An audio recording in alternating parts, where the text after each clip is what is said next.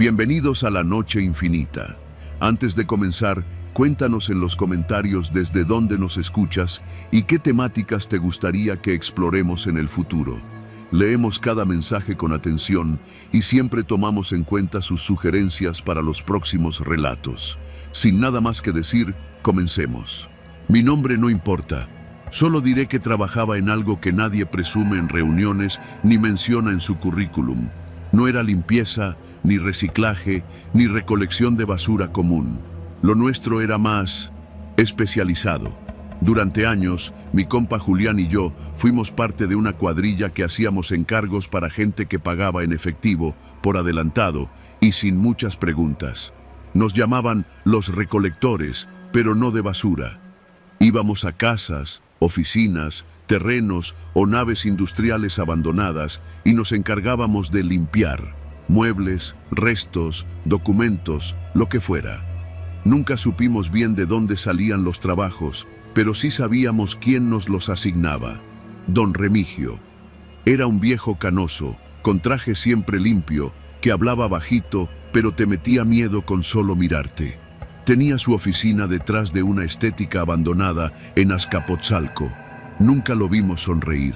La única vez que lo hizo fue cuando le dijimos que un trabajo había sido más difícil de lo esperado, y se rió como si hubiera escuchado un chiste personalísimo. Nos pagaba bien, en efectivo, en sobres Manila, y siempre nos decía lo mismo al asignar un encargo. Sin preguntas, solo recojan lo que se les indique, nada más. La llamada. Una tarde, pasadas las 6, me marcó directo, algo que no era común. Usualmente era su asistente la que nos mandaba la ubicación por mensaje. ¿Estás ocupado esta noche?, me dijo sin saludar. No, patrón, contesté. Este encargo es diferente. Tú y Julián solos. Es una propiedad en Tecámac. Se les va a abrir la puerta a las 11 en punto. Estén puntuales. Van a encontrar lo que tienen que sacar en la cochera. No entren a la casa, ¿me entendiste? Sí, patrón. No me fallen. Y colgó.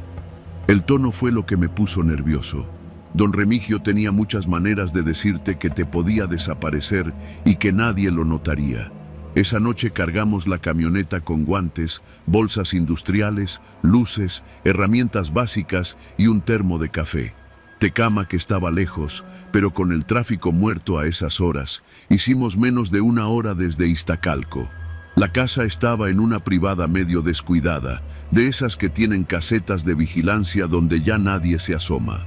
La calle estaba en silencio y la casa, una de esas construcciones setenteras de 2 pisos con fachada de tabique aparente, tenía la reja abierta como nos dijeron.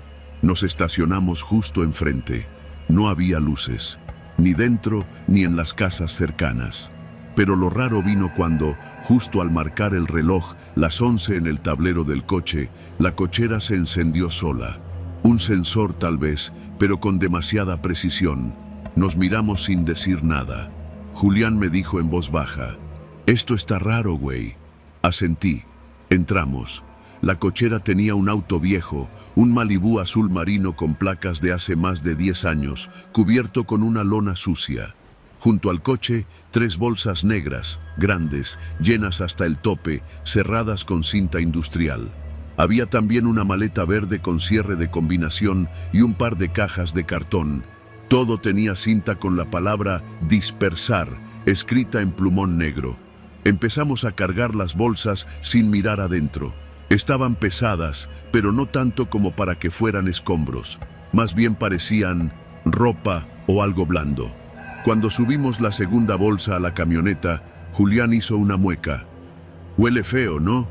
Y sí, había un olor metálico, como de fierro oxidado mezclado con algo más agrio.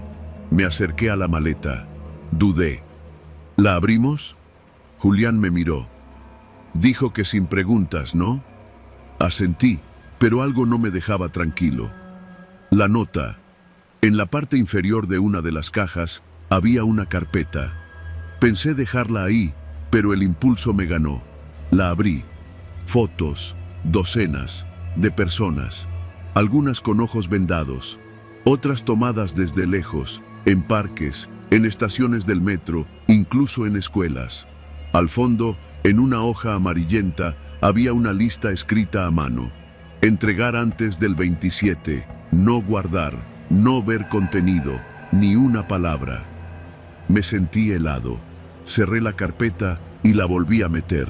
Julián me preguntó si todo bien. Sí, nada importante, pero ya no lo era. El camino. Salimos de la casa a las 11:35. Nadie apareció.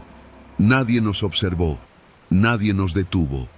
Cuando cerramos la reja, la luz de la cochera se apagó sola, como si nunca hubiéramos estado ahí. Tomamos la carretera libre rumbo a Chalco. Allí estaba el punto de entrega, un lote con una construcción en obra negra, según el mensaje de Remigio. Mientras manejaba, sentía las manos sudadas. Julián iba en silencio, con la vista fija en la carretera. De repente dijo: ¿te diste cuenta de que las bolsas están tibias? ¿Cómo que tibias? No sé, güey. Como si adentro hubiera algo que sigue, caliente. No es normal. Y tenía razón. El olor era más fuerte ahora, como si las bolsas empezaran a sudar desde dentro. La entrega.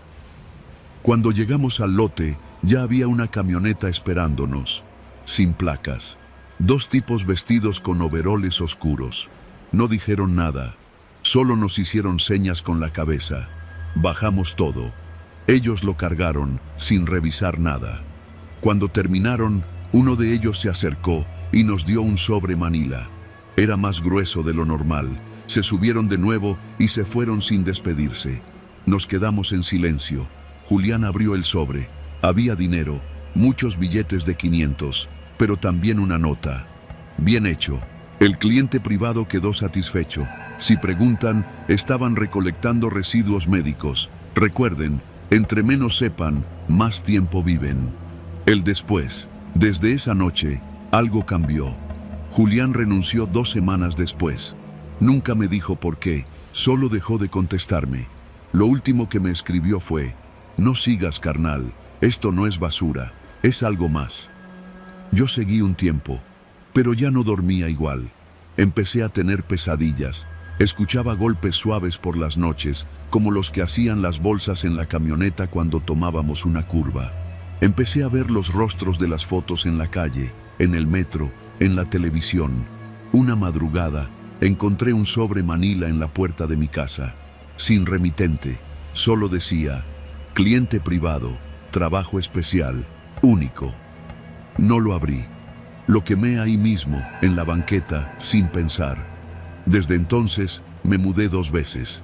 Cambié de número, dejé todo.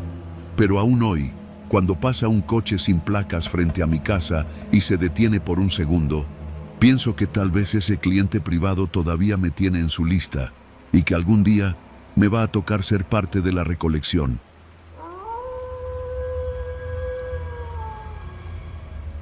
Nada glamoroso, nada digno de presumir, pero era un trabajo.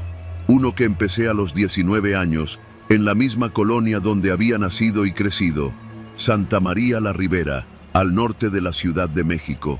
Con el tiempo uno se acostumbra a todo, a los olores, al peso del costal, a las miradas, a ser invisible.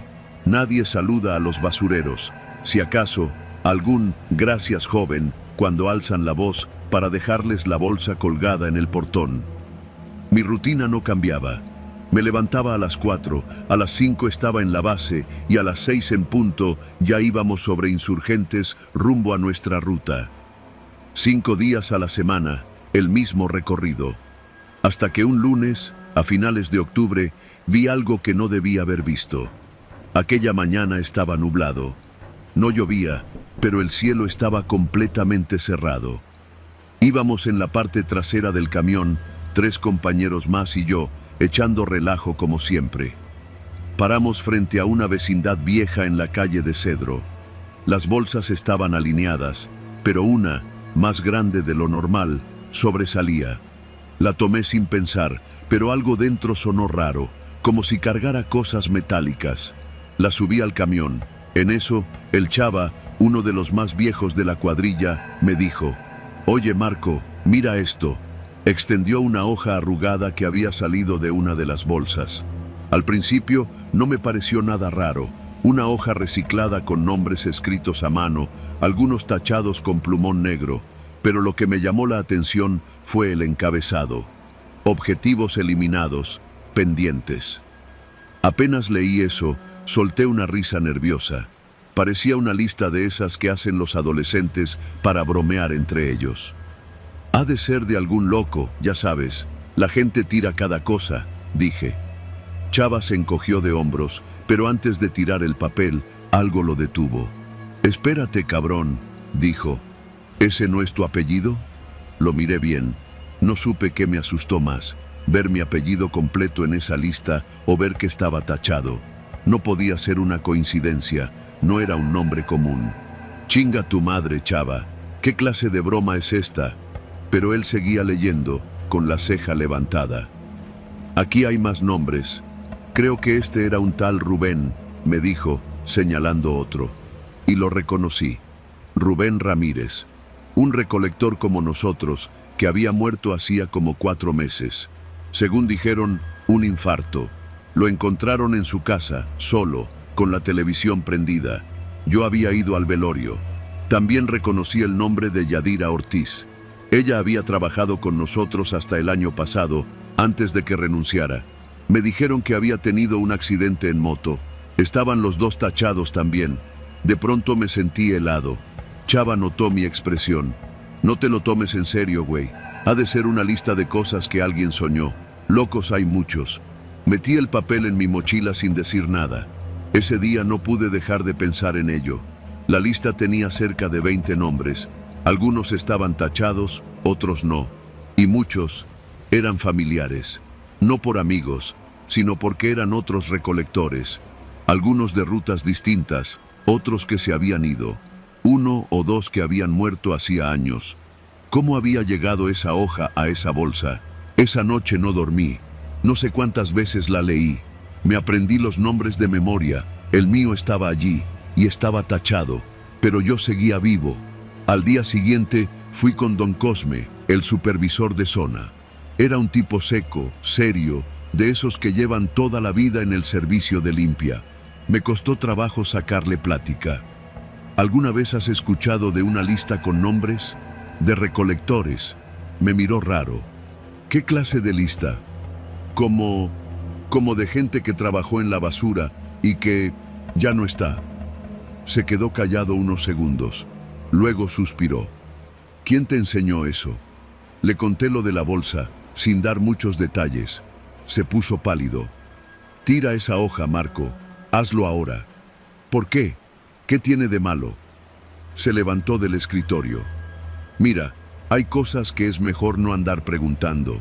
Créeme, haz tu trabajo, cúbrete bien, lávate las manos y olvídate de eso. Pero su tono me dijo más de lo que sus palabras intentaban ocultar. No lo hice, no podía. Esa semana me dediqué a buscar información. Fui a las otras rutas, pregunté a los más veteranos. Algunos se me rieron en la cara, pero uno, un viejito apodado El Chaparro, me detuvo cuando me iba. ¿La lista? Dijo, bajito. Claro que existe. Lo miré, sorprendido. ¿Qué sabes? La he visto 3 veces en mi vida. Siempre aparece después de que alguien desaparece. A veces en una bolsa, a veces en una caja, nunca firmada, solo los nombres. Y siempre, siempre, alguien más muere en menos de una semana. Me quedé sin aliento. ¿Y no se puede hacer nada? Él negó con la cabeza. Esa lista no se hace sola. Alguien la escribe, pero nadie sabe quién. Dicen que hay alguien en la central, alguien que lleva años anotando nombres, siguiendo a los recolectores. No sé si sea alguien del sindicato o alguien más, pero quien está en esa lista, tarde o temprano, desaparece. Pero mi nombre ya está tachado. Entonces alguien ya te dio por muerto, hijo. La paranoia me invadió. Dejé de tomar la misma ruta al trabajo. Cambié de número. Dormía con un cuchillo bajo la almohada. Empecé a notar cosas. Un auto blanco que me seguía a veces. Un tipo con gorra que me veía desde el parque. Gente que dejaba de responderme los mensajes.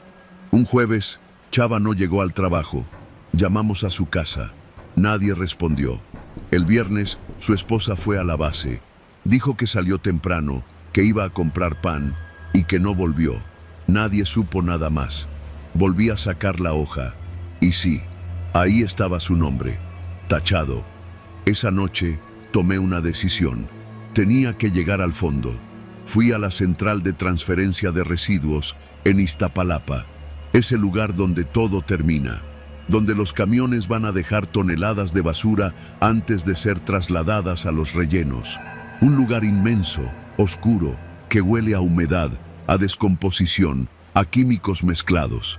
No tenía permiso para entrar, pero soborné al vigilante con 200 pesos y un six de cerveza. Solo unos minutos, carnal. Entré. Era de noche. El lugar estaba medio vacío. Me deslicé entre los montones de bolsas buscando algo, lo que fuera, y lo encontré. Un cuarto pequeño, una especie de oficina portátil, escondida entre dos muros de concreto. La puerta estaba entreabierta. Adentro, una lámpara colgaba del techo, una mesa vieja, y decenas de hojas iguales a la mía, apiladas en carpetas, todas con el mismo encabezado: objetivos eliminados, pendientes, nombres, fechas, tareas, algunos con observaciones. No asistió, indagó demasiado, posible filtración. Y lo peor, una hoja reciente con mi nombre escrito al final, esta vez sin tachar, pero con una nota al lado: pendiente, observación directa. Entonces lo entendí. No me habían dado por muerto, me estaban observando. Salí corriendo. No sé cómo llegué a mi casa esa noche. No dormí. Empaqué lo poco que tenía, tomé el primer camión al amanecer y me fui a vivir con un primo en Toluca. Cambié de número, de apellido incluso, gracias a una palanca del registro civil. Nadie volvió a saber de mí. No regresé jamás. Han pasado 5 años desde aquello. Hoy trabajo en un taller mecánico, pero todavía tengo la hoja, la original. La guardo en una caja, en lo más profundo del closet. Y de vez en cuando la paranoia vuelve, cuando un auto se estaciona por más de 5 minutos afuera de mi casa, la saco y reviso la lista. Los nombres siguen ahí, y cada vez hay más tachados, pero el mío ya no está.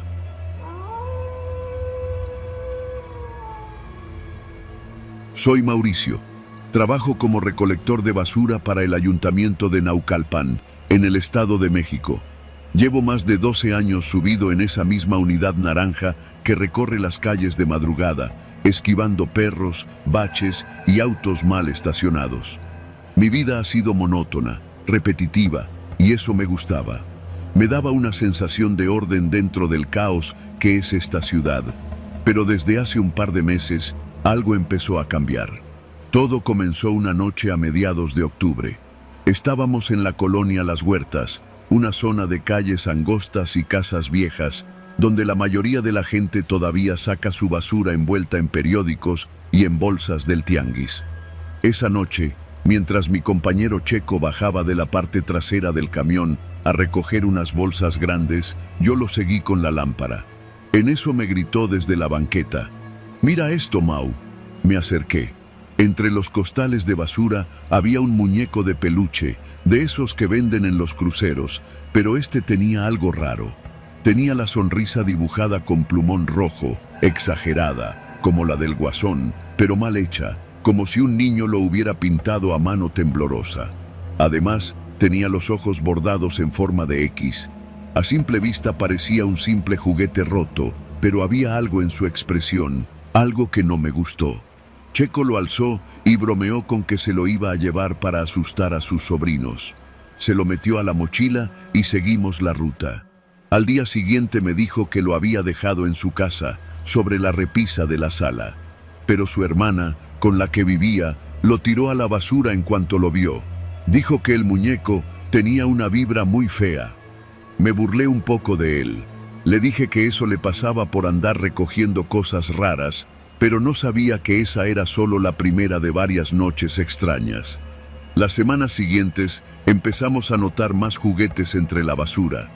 No era raro encontrar alguno que otro, especialmente después del Día del Niño o Navidad.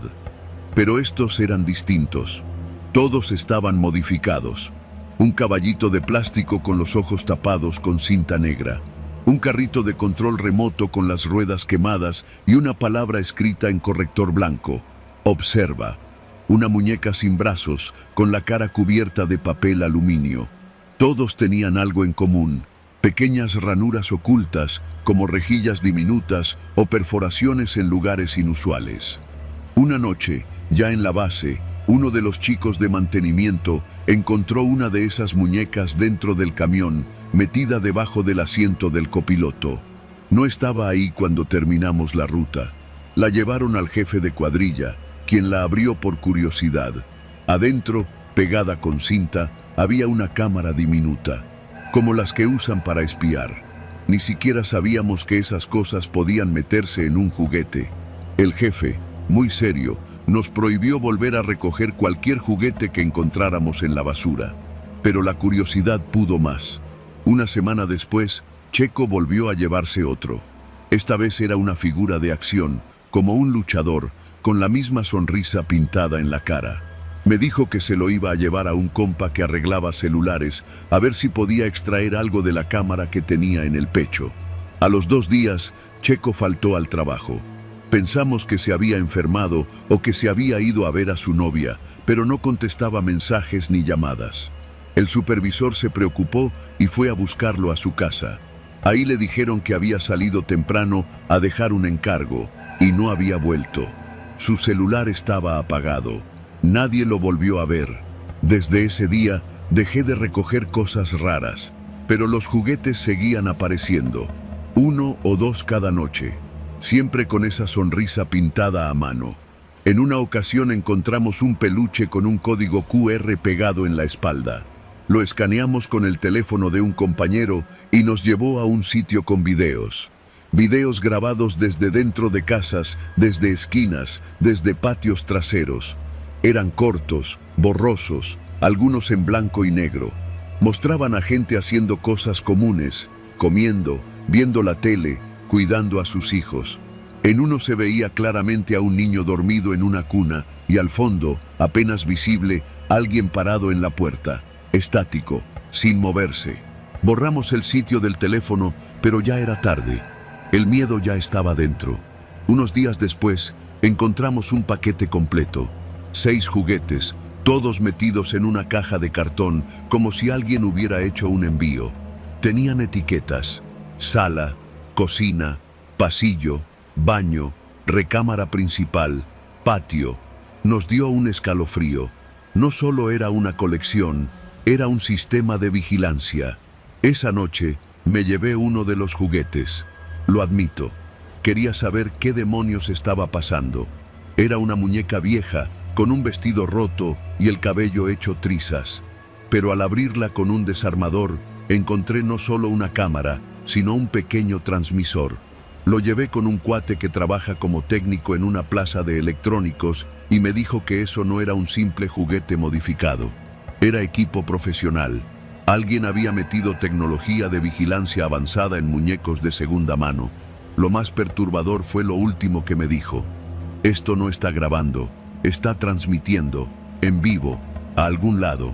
Esa noche no dormí, ni la que siguió. Intenté hablar con el jefe de cuadrilla. Le dije que esto era algo serio, que teníamos que reportarlo. Me dijo que ya lo habían hecho, que incluso una patrulla fue con ellos a hacer una inspección, pero no encontraron nada. Todo se extraviaba o era destruido antes de llegar a la comandancia. Me insinuó que mejor dejara de hacer preguntas, que no quería problemas. Empecé a notar cosas raras. Primero fueron los mensajes en mi teléfono, números desconocidos que me mandaban fotos de mi casa desde la calle. Después empezaron a seguirme. Un bocho blanco, siempre detrás de mi camión, como si estuviera en la ruta, pero nunca recogía basura. Siempre estaba a 1 o 2 cuadras, apagado, sin placas. Una noche, volviendo del trabajo, vi una caja en la puerta de mi casa. Dentro había otro muñeco, la misma sonrisa pintada, pero este tenía un letrero colgado al cuello: tú también estás siendo observado. Desde entonces, vivo en alerta. Me mudé a casa de mi hermana. Dejé el trabajo hace 15 días, pero hace 3 noches, afuera de su casa, Encontré otra caja. Misma muñeca, misma sonrisa, sin nota esta vez. Solo sé que cada noche, a las mismas horas en que hacíamos las rutas, alguien pasa por la colonia y deja juguetes en las esquinas. Nadie los ve llegar, solo aparecen ahí, como si alguien los sembrara en la madrugada, como si algo se estuviera preparando, como si el objetivo ya no fuera solo observar, sino acercarse.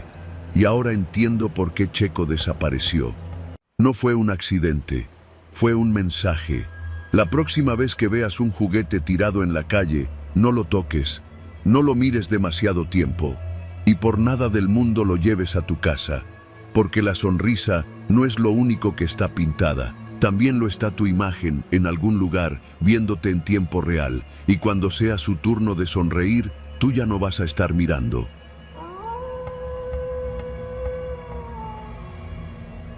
Yo solo iba a cubrir una ruta más. Era martes, uno de esos días pesados donde el calor no te deja pensar y el tráfico de la ciudad se vuelve más insoportable que de costumbre.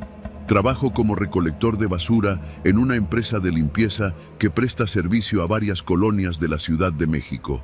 Para entonces llevaba ya más de 10 años en el oficio, suficiente como para saber cuándo algo huele mal. Y no me refiero a la basura. Mi turno ese día empezaba a las 6 de la tarde y terminaba cerca de la medianoche. Yo iba en la parte trasera del camión con otro compañero, Gerardo, mientras que Lalo conducía. Llevábamos una ruta extra que nos asignaron de último minuto porque uno de los camiones se descompuso. A todos nos dio flojera al principio, pero el jefe prometió doble pago por las horas extras y no íbamos a decir que no.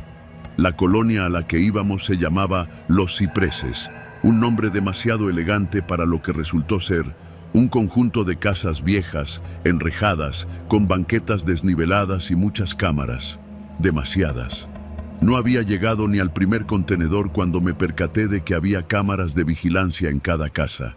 Pero no de las normales, no. Eran cámaras grandes, industriales, algunas colgadas en postes artesanales hechos con tubos y maderas. Muchas tenían luces rojas parpadeando. Sentías que te veían desde que ponías un pie ahí. «¿Qué pedo con esta gente?», murmuró Gerardo mientras vaciábamos un bote grande que olía a podrido. Lalo bajó del camión para ayudarnos, cosa rara en él. Nos miró serio y dijo en voz baja: «¿Ya vieron cuántas cámaras hay? Ni en Polanco he visto tantas». Asentí sin decir nada. Empezamos a movernos hacia la siguiente casa cuando escuchamos un sonido seco, como un clic, luego otro y otro. Levanté la mirada y vi, por lo menos, 4 cámaras apuntando directamente hacia nosotros desde distintos ángulos. Una de ellas se movió lentamente, siguiéndome mientras caminaba. Se me erizó la piel. «Nos están grabando», dije. «Pues claro», respondió Lalo, tratando de sonar tranquilo. «Es para que no les robemos sus bolsas». Gerardo se rió, pero fue una risa seca. Todos sabíamos que algo no cuadraba. Al llegar a la tercera casa, ya era de noche. La calle estaba completamente silenciosa, y eso que todavía no eran ni las 9. Ningún carro pasó, no se escuchaban perros ni música, nada. El único sonido era el del camión, las ruedas del contenedor y nosotros respirando. En la cuarta casa, una señora salió con una linterna en la mano y nos observó desde la entrada, sin decir palabra. Llevaba una bata larga, de esas que parecen más una cortina, y estaba descalza. Cuando Gerardo vació su bote, la señora levantó la linterna y le apuntó directo al rostro. «¿Por qué tardaron tanto?», preguntó con una voz áspera, seca. «¿Perdón?», respondió Gerardo sorprendido. «La basura debe recogerse antes de las 8, dijo. «Así es el reglamento de la calle. Venimos cubriendo otra ruta, señora. Una disculpa». Ella no respondió. Solo se giró y volvió a su casa, cerrando la reja con un portazo. Una cámara, justo sobre la entrada de su casa, siguió sus movimientos con precisión. Seguimos con nuestra ruta. Ya íbamos por la mitad cuando lo notamos. Las casas no tenían salidas traseras. Cada calle estaba cerrada al fondo con muros altos, de concreto, como si la colonia hubiera sido construida para no ser cruzada. Los Cipreses no era una colonia, Era un laberinto. Lalo intentó salir por una calle lateral. Dobló a la derecha y lo que encontramos fue un portón negro gigantesco, cerrado con candados y cadenas. Lo mismo en la otra esquina. El Waze decía que ahí estaba la salida, pero todo estaba bloqueado. «Chingada madre», dijo Lalo. «Esto no está bien». «¿Y si preguntamos?», propuso Gerardo. Apenas lo dijo, una voz retumbó desde una bocina que colgaba en un poste. Sonó metálica, masculina y distorsionada. «Favor de permanecer en su ruta asignada. Está prohibido circular fuera del recorrido. Nos congelamos». La voz no venía de ninguna casa, venía del cielo, o al menos eso sentía. Miré hacia arriba y vi un altavoz oxidado, con una luz roja encendida. Lalo lo miró también. Nadie se movió. «¿Y eso qué chingados fue?», preguntó Gerardo, ya sin la menor intención de bromear. «Nos están vigilando», murmuré. «No es solo por seguridad, esto es otra cosa». Seguimos trabajando en silencio. De pronto, empezaron a salir vecinos. No de manera normal, no como alguien que saca su bote. Salían todos al mismo tiempo, en sincronía, como si alguien les hubiera dicho qué hacer. Uno a uno se paraban en las banquetas, con teléfonos, cámaras, celulares y hasta tabletas. Todos apuntándonos, tomaban fotos, grababan. Algunos murmuraban entre ellos. Una niña de no más de 6 años me apuntó con un celular enorme y susurró: «Ese es el que no respetó el reglamento». No aguantamos más. Lalo subió al camión, metió reversa y empezó a maniobrar para salir. Pero cada calle a la que intentábamos entrar estaba cerrada con portones, cadenas, tubos de acero soldados. Lo peor fue que, en menos de 10 minutos, todas las salidas que antes estaban abiertas ya no lo estaban. Era como si nos hubieran dejado entrar solo para encerrarnos. «¡Nos están cazando!», gritó Gerardo, golpeando la puerta del camión. Yo estaba temblando. Trataba de mantenerme lúcido, pero no era fácil. Miraba a todos lados y cada ventana tenía un rostro detrás. Todos grababan, todos miraban, ninguno ayudaba. Intentamos llamar por teléfono. No había señal. Lalo prendió la radio del camión para contactar a base. Nada. Silencio total. Solo el chillido del altavoz una vez más. «Han violado el reglamento de tránsito interno. El camión número 15 será retenido para revisión». La voz no gritaba. La calma con la que hablaba era lo más aterrador. «¿Qué revisión ni qué madres?», gritó Lalo mientras arrancaba con furia y el camión se estrelló contra un portón cerrado con tubos. Saltamos del golpe. La parte frontal quedó abollada. El camión ya no avanzaba. Al fondo de la calle, las luces de las casas comenzaron a encenderse en fila, una por una, como si respondieran a un ritmo oculto. Entonces, los vecinos comenzaron a acercarse. No corrían, caminaban, llevaban celulares, lámparas, incluso uno traía un dron que volaba sobre nosotros. Nos estaban grabando desde el cielo, desde el suelo, desde todos lados. «No les vamos a hacer nada, solo queremos salir», grité. Pero ellos no respondían, solo grababan, como si fueran parte de un experimento. Lalo intentó salir corriendo, pero no dio ni 10 pasos cuando 2 tipos con camisetas blancas lo interceptaron. Lo sometieron, lo esposaron con cinchos de plástico y lo llevaron hacia una casa blanca con ventanales. No gritó, solo nos miró como diciendo: «No digan nada». A Gerardo lo metieron en una de las casas del fondo, a empujones. A mí me rodearon 5 personas. No me golpearon, no me insultaron, solo me grabaron mientras me arrinconaban contra una pared. Me pusieron una linterna en la cara y comenzaron a hacer preguntas. ¿Sabías que el reglamento prohíbe circular fuera de la ruta? ¿Quién autorizó tu presencia aquí? ¿Por qué no pediste permiso de grabación? Yo no entendía nada. ¿Qué reglamento? ¿Qué grabación? ¿Quién chingados eran ellos para cuestionarme? Cuando no respondí, me tomaron de los brazos, me llevaron a una cochera convertida en cuarto de vigilancia y me mostraron un video. Era yo, en tiempo real, bajando la basura de una casa, con la hora exacta, el número de bote, el ángulo del cuerpo. Parecía un documental. Este video será evaluado, dijo un tipo con bata blanca, que parecía más un técnico que un vecino. Si no cumple con las normas de imagen, el recolector será retenido por 72 horas. Yo solo dije, por favor, déjenme ir. Me miró y sin emoción respondió, la colonia requiere observadores. Los mejores se quedan. No supe cuántas horas pasaron, pero de alguna forma, al amanecer, desperté en el camión, con Lalo y Gerardo dormidos también. La cabina estaba cerrada, pero sin candado. Afuera no había nadie. Las casas parecían vacías. El portón que antes estaba cerrado, ahora estaba abierto. Salimos sin decir palabra. Nadie volvió a mencionarlo. Nadie creyó nuestra historia. Renuncié ese mismo mes. Pero a veces, en noches silenciosas, me llega un mensaje extraño a mi celular. No tiene número, solo una liga a un video. Cuando abro el enlace, me veo a mí, recogiendo la basura en los cipreses. La cámara está perfectamente estabilizada. El audio es limpio, el ángulo es perfecto. Yo soy el protagonista. Y cada vez que aparece uno nuevo, el título cambia. Episodio 1. El recolector que no respetó el reglamento. Episodio 2. El camión desobediente. Episodio 3. El escape. Yo no escapé, solo me dejaron ir, porque algunos tienen que vivir para que otros sigan mirando.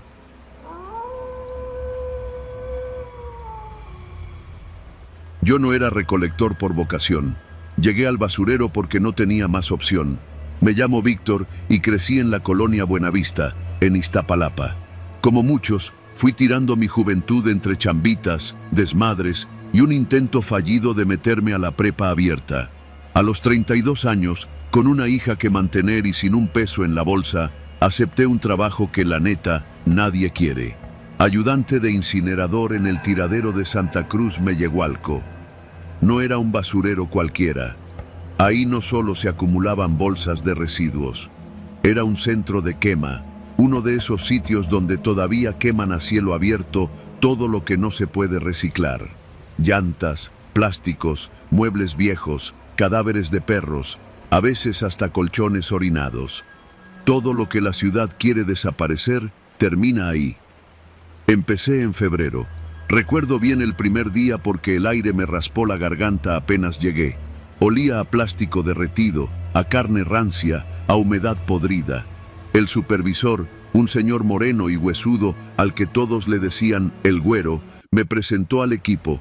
Toño, el operador de la retroexcavadora, Nacho, otro novato como yo, y el Chilango, un señor ya grande que llevaba trabajando ahí más de 20 años y casi no hablaba. Tú vas a trabajar con ellos, me dijo el güero. Apréndele al Chilango. No habla mucho, pero ve y escucha. No me dijo más. No pregunté tampoco. Ahí todo se movía por señas, miradas y gritos secos. A los 3 días ya tenía los pulmones negros de tanto humo. El tiradero se dividía en secciones. Una para los orgánicos, otra para electrodomésticos, otra para materiales peligrosos. Pero había una zona, la más apartada, que todos llamaban la zanja. Era como un socavón al fondo del terreno, donde se acumulaban las cargas más densas. Allí solo iban cuando ya no cabía nada arriba. Me dijeron que no me acercara solo, que esa parte la maneja el Chilango. Al principio no hice caso. Pensé que era un mito más para asustar a los nuevos. Pero con el tiempo, algo me empezó a incomodar.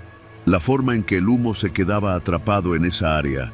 Las veces que escuchaba como si alguien llorara allá abajo, cuando no había nadie.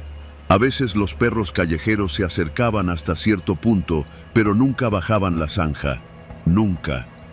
Una tarde, como a eso de las 5, el Chilango me pidió que lo acompañara.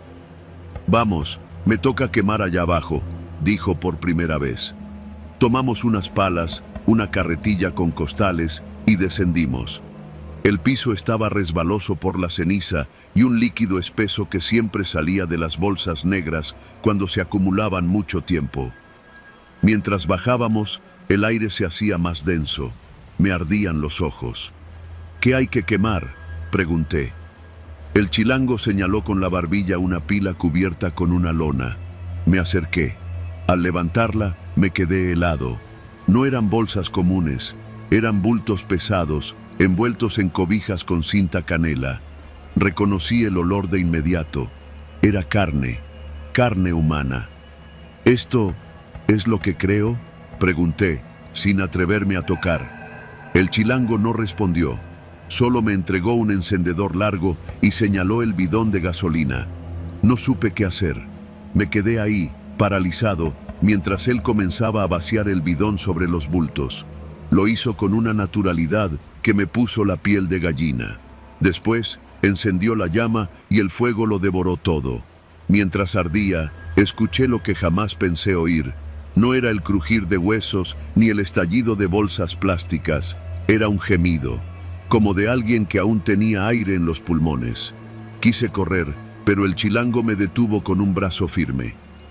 No los pienses, no los mires, no los escuches, dijo en voz baja. Esa noche no dormí. Pensé en renunciar, pero la quincena era buena y necesitaba el dinero. Al día siguiente volví, fingiendo que nada había pasado. Las semanas siguientes se volvieron rutinarias, pero la zanja empezó a llamarme la atención. Siempre había una neblina espesa ahí, incluso en los días soleados. Y el chilango bajaba cada jueves por la tarde, siempre solo, siempre regresando con los ojos enrojecidos y sin decir palabra. Una vez lo seguí sin que se diera cuenta. Me escondí tras uno de los montículos de escombro y observé desde arriba. Lo vi abrir una de esas bolsas y sacar algo. Era una cartera. El viejo revisó los billetes, sacó una credencial y la observó largamente. Luego la lanzó al fuego. Después sacó un teléfono, lo quebró con las manos, lo pisoteó y también lo arrojó a las llamas. Eran cuerpos, eran restos con nombre, con historia. Y él sabía quiénes eran. Esa noche lo enfrenté en el comedor improvisado que teníamos bajo una lona. ¿Quiénes son los que quemas allá abajo? El viejo me miró con sus ojos vidriosos, luego se sirvió un café negro y dijo: no preguntes eso aquí, muchacho. Si preguntas, te toca acompañarlos. No volví a hablar del tema, pero desde entonces empecé a notar cosas raras. Una noche, al llegar antes del turno, vi un camión distinto. No era de la delegación ni del gobierno. Era un camión sin placas, con vidrios polarizados. 4 hombres con chalecos negros y gorras descendieron y descargaron 2 bultos grandes directamente hacia la zanja. Nadie dijo nada. Nadie los detuvo. El güero solo les dio un papel, ellos firmaron y se largaron. Esa noche, el fuego se veía diferente, más brillante, más alto, y no olía a plástico. Comencé a anotar los días que llegaban esos camiones. Siempre eran los martes por la noche, siempre el mismo modelo, siempre con la misma carga. Un viernes por la mañana, Nacho no llegó al trabajo. Pensamos que se había rendido, como otros tantos. Pero cuando supe que nadie había sabido de él desde el martes, supe que algo andaba mal. Fui hasta su casa, pero su mamá me dijo que salió a trabajar y nunca volvió. Ni la moto, ni el uniforme, nada. Intenté hablar con el güero, pero me mandó al carajo. ¿Qué crees que somos? ¿La fiscalía? Me soltó con una risita asquerosa. Fui directo con el chilango. Lo confronté. Le dije que yo sabía, que ya me había dado cuenta de todo. Te metiste donde no debes, me dijo, sin levantar la voz. Hay cosas que se deben quemar para que no se encuentren, y hay otras que se queman porque son un estorbo. Le exigí respuestas. Le dije que sabía lo de los camiones, que había visto los cuerpos, que Nacho habló, me interrumpió. Habló donde no debía, y cuando uno habla, deja de ser útil. Aquí todos servimos para algo, hasta el final. Sentí una mezcla de rabia y terror. Sabía que ya era tarde para echarme atrás. Esa noche no dormí en mi casa. Me quedé en casa de un primo, lejos de la zona. Dejé el teléfono apagado. Me escondí como rata. Al día siguiente fui al Ministerio Público. Denuncié lo que sabía. Me tomaron declaración, pero sentí que nadie me creía. Una semana después, el basurero ardió durante más de 12 horas seguidas. Dijeron que fue un incendio provocado por acumulación de gases. Murieron 3 trabajadores, entre ellos el chilango. Nunca encontraron su cuerpo. Desde entonces no puedo pasar cerca de una fogata sin sentir que alguien me observa desde las llamas. Ya no duermo bien, ya no soy el mismo, pero al menos sigo vivo, y eso, en ese lugar, ya es decir mucho.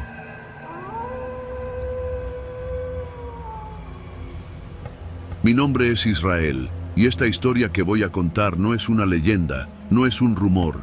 Es algo que viví en carne propia, y aunque ya pasaron varios años, todavía me cuesta trabajo dormir sin recordar los rostros de esos niños.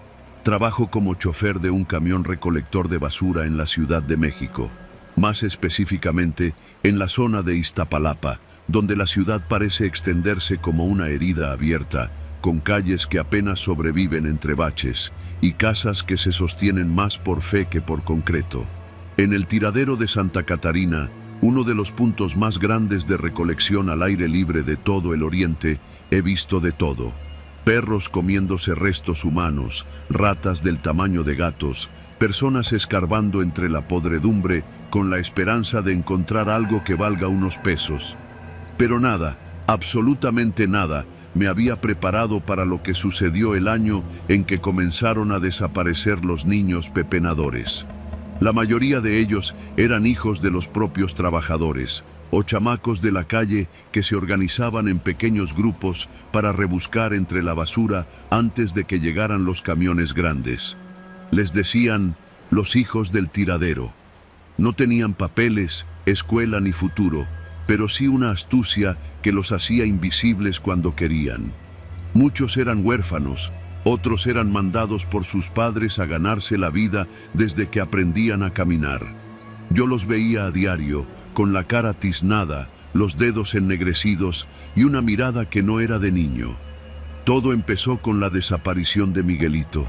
Tenía como 8 años y siempre se subía a mi camión cuando pasábamos por la colonia Vicente Guerrero. No pedía permiso, se trepaba, se sentaba en la parte de atrás y me saludaba con un «¿Qué tranza, Isra?». Me hacía reír. Decía que quería aprender a manejar el camión. Un día ya no estuvo en su esquina. «¿Y Miguel?», pregunté a sus compas. «No vino», dijo uno, sin darle importancia. Pensé que estaba enfermo, que se habría peleado con su jefa o que simplemente no le tocaba ese día. Pero pasaron 3, luego 5 y después una semana sin rastro del niño. Empezaron a correr rumores entre los demás choferes, que también faltaba el Dani, otro chamaco que vivía en un cuarto improvisado a unos metros del tiradero.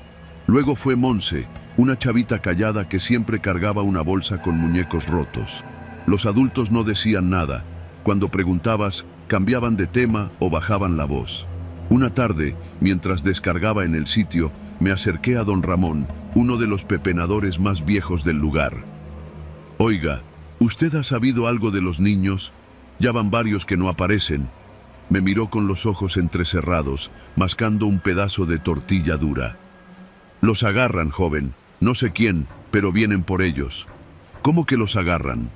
«Como si fueran animales, de noche, silenciosos. Nomás encuentra sus cosas, pero ellos ya no». Le insistí, pero no dijo más. Esa noche no dormí.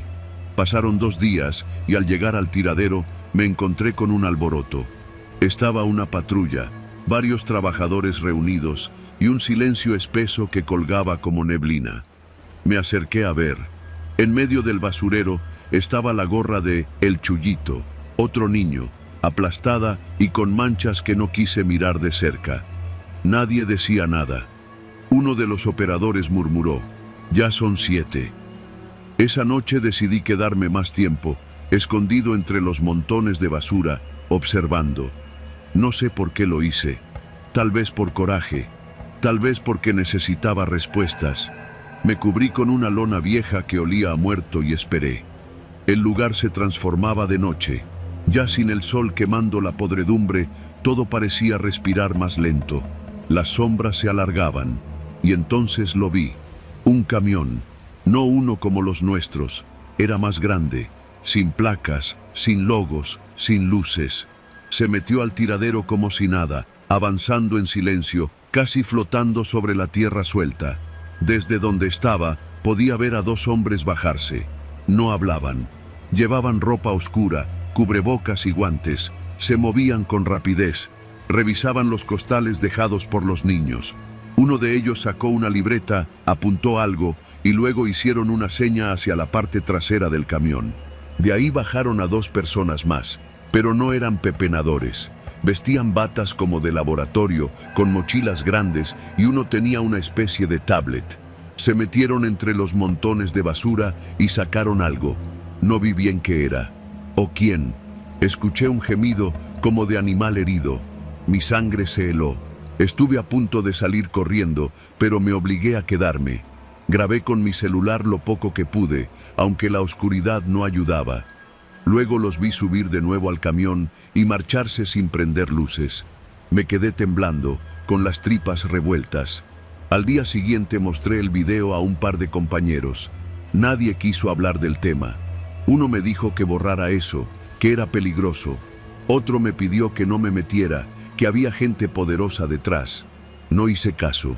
Fui con una conocida que trabaja en una ONG de derechos humanos. Le conté todo. Le pasé el video. Ella prometió ayudar, investigar. Me dijo que no era la primera vez que escuchaba algo así, que había reportes similares en otros basureros, en Chiapas, en Veracruz, en el bordo de Xochiaca, que eran casos aislados, sin pruebas contundentes, pero que había un patrón. A los pocos días la perdí de vista. No volvió a responder mis mensajes. Entonces comenzaron las llamadas. Números desconocidos, silencio al otro lado. Una vez, alguien susurró: «Sabemos quién eres, Israel». Después de eso, cambié de número. Dejé el trabajo. Me mudé con mi hermana a Chalco y evité mencionar el tema, hasta hoy. Porque hace unas semanas vi algo que me hizo revivir todo. Pasaba por Nesa en una combi cuando en una esquina vi a un niño. Estaba sucio, con ropa desgarrada, vendiendo chicles. Me recordó a Miguelito. Me quedé mirándolo y en un momento él me miró también. Fue solo un segundo, pero juro por lo que más quiero que era él. Tenía una cicatriz en la ceja, la misma que tenía Miguel. Me acerqué, bajé corriendo, pero cuando llegué ya no estaba. Pregunté, nadie lo había visto. Caminé varias cuadras, buscándolo. Nada. Como si se lo hubiera tragado la tierra. A veces me pregunto si los usan. ¿Para qué? ¿Tráfico? ¿Experimentos? ¿Reclutamiento? ¿Trabajo esclavo? Nunca lo sabré. Lo que sí sé es que no son fantasmas, no son leyendas urbanas. Son niños, hijos del tiradero. Y alguien se los está llevando. Y lo peor es que a nadie parece importarle.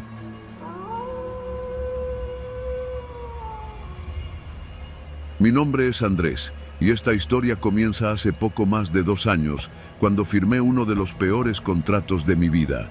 Antes de eso, trabajaba en lo que cayera, ayudante de albañil, cargador en la Merced, y hasta vendiendo películas pirata en Tepito, pero nada estable. Un día, en la estación del Metro Doctores, vi un cartel pegado en un poste. Se solicitan recolectores, sueldo fijo, horarios nocturnos, interesados presentarse con credencial. Lo que me llamó la atención no fue el sueldo, aunque era decente, sino una frase pequeña al final: contratación inmediata, no preguntar por los detalles del contrato. Me pareció raro, pero la necesidad pesa más que la curiosidad. Me presenté al día siguiente en una bodega cerca del centro histórico. Me atendió un tipo alto, seco, con acento del norte, que ni siquiera me miró a los ojos. Me entregó una hoja impresa con puras letras chiquitas. Ahí estaba el contrato. No había mucho que leer, solo los datos generales, horarios, uniforme, y al final, una cláusula subrayada. El trabajador se compromete a no divulgar ningún detalle sobre las rutas, horarios, objetos encontrados, ni actividades realizadas durante su jornada. El incumplimiento de esta cláusula será motivo de despido inmediato y posibles acciones legales. Lo firmé sin pensarlo demasiado. El hambre no espera explicaciones.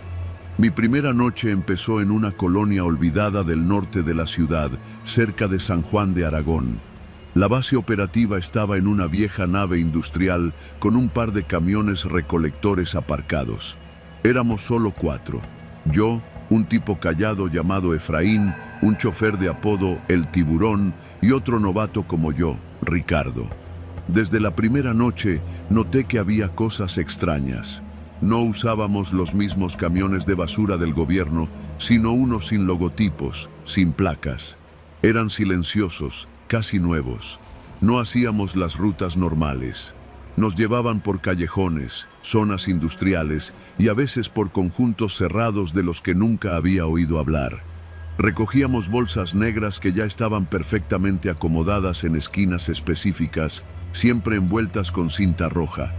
Nadie nos saludaba. No veíamos a nadie.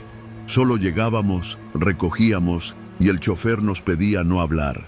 Literal, ni entre nosotros. Al principio creí que era por seguridad. Tal vez eran desechos de empresas privadas o algo por el estilo. Pero con el paso de las noches, empezaron a aparecer cosas más difíciles de ignorar. Una noche, en una calle polvosa cerca de Tláhuac, Efraín y yo levantamos una bolsa especialmente pesada. Al cargarla, noté que algo dentro se movía, como si estuviera líquido. Pensé que era carne podrida, quizá de un restaurante o carnicería clandestina. Pero cuando la arrojamos al compactador, se rompió. Lo que salió no eran huesos de res, eran más largos, más delgados, como costillas humanas. Nos quedamos congelados. Efraín me vio sin decir una palabra y solo negó con la cabeza. No me atreví a preguntar nada. El tiburón nos gritó desde la cabina: «Muévanse, que tenemos tiempo contado». Esa noche no dormí. Al día siguiente intenté no ir, pero un mensaje anónimo llegó a mi celular. «La cláusula está activa, no olvides que firmaste». Nunca les di mi número. Una madrugada de viernes nos metimos por un camino de terracería en el Ajusco. Era una ruta nueva. No había casas, solo árboles, oscuridad y un aire helado. Al final del camino había un portón metálico con una sola letra: P. El portón se abrió solo. Dentro había varios bultos ya acomodados. No eran bolsas, eran costales blancos, amarrados con alambre oxidado. El olor era insoportable, mezcla de orina, químico y algo más, agrio. Ricardo, que aún no se acostumbraba a lo que veíamos, murmuró: «¿Esto es legal? ¿Qué carajo estamos haciendo?». Efraín se volteó hacia él y dijo, con voz firme pero baja: «Si haces preguntas, mañana vas a estar dentro de uno de esos costales». Ricardo no volvió a hablar. Esa noche vi algo más. Mientras compactábamos los costales, noté que uno tenía escrita una palabra con plumón rojo: testigo. Ricardo no volvió a trabajar, no renunció, simplemente no se presentó más. Le marqué, pero su teléfono ya no existía. Le pregunté al tiburón y solo dijo: «El que no entiende rápido, aprende por la mala». Desde entonces, Efraín y yo éramos los únicos recolectores de ese turno. Cada vez la ruta cambiaba más. Una semana íbamos al Valle de Chalco, otra nos internábamos en zonas industriales de Naucalpan. Los bultos cambiaban de forma. A veces eran bolsas enormes selladas al vacío, otras cajas con códigos que no podía leer. En una ocasión, una caja se abrió al golpearla en el camión. Adentro había teléfonos celulares, todos encendidos, mostrando grabaciones que no quise ver por más de un par de segundos. Efraín solo dijo: «Ni los toques, ellos saben». Un día, al llegar a la nave industrial de regreso, vimos que estaban desmontando todo. Un tipo con traje y lentes oscuros nos esperaba con sobres amarillos. «Cambio de operación, contrato finalizado. No pueden volver a contactar a nadie de aquí. No pueden hablar de nada de lo que vieron. El depósito de su liquidación ya fue procesado. Gracias por su discreción». Cuando revisé el sobre, había efectivo. Mucho más de lo que debimos haber ganado en 6 meses. Pero también venía una hoja blanca con una sola línea: «Lo que viste no te pertenece. Lo que sabes no existe». Pasaron los meses. Intenté rehacer mi vida. Puse un pequeño puesto de tortas afuera del metro Valle Gómez. Me iba bien. pero no podía dejar de pensar en todo aquello. Una noche, mientras tiraba la basura del local en un contenedor cercano, vi una bolsa con cinta roja, exactamente igual a las de aquel trabajo. Me quedé inmóvil por varios segundos. Nadie más parecía notarla. La dejé ahí y me fui. Al día siguiente, el contenedor ya no estaba, ni la bolsa, solo un rastro de cal en el suelo. Pensé que al dejar ese trabajo todo terminaría. Pero no. A veces veo camiones pasar por calles donde no debería haber recolección nocturna. Vehículos sin logotipos, con luces apagadas, recolectores con uniforme gris sin nombre ni rostro visible. Yo ya no recojo basura, pero sé que hay otro contrato, nuevos firmantes, nuevos silencios. Esta historia no puedo contarla en voz alta. La escribo en papel, por si algún día desaparezco. Tal vez alguien entienda que hay cosas que se ocultan entre lo cotidiano, que la ciudad también tiene sus cloacas morales, sus rutas secretas, que hay basura que nunca llega al basurero y hay recolectores que no saben que están limpiando la memoria de otros.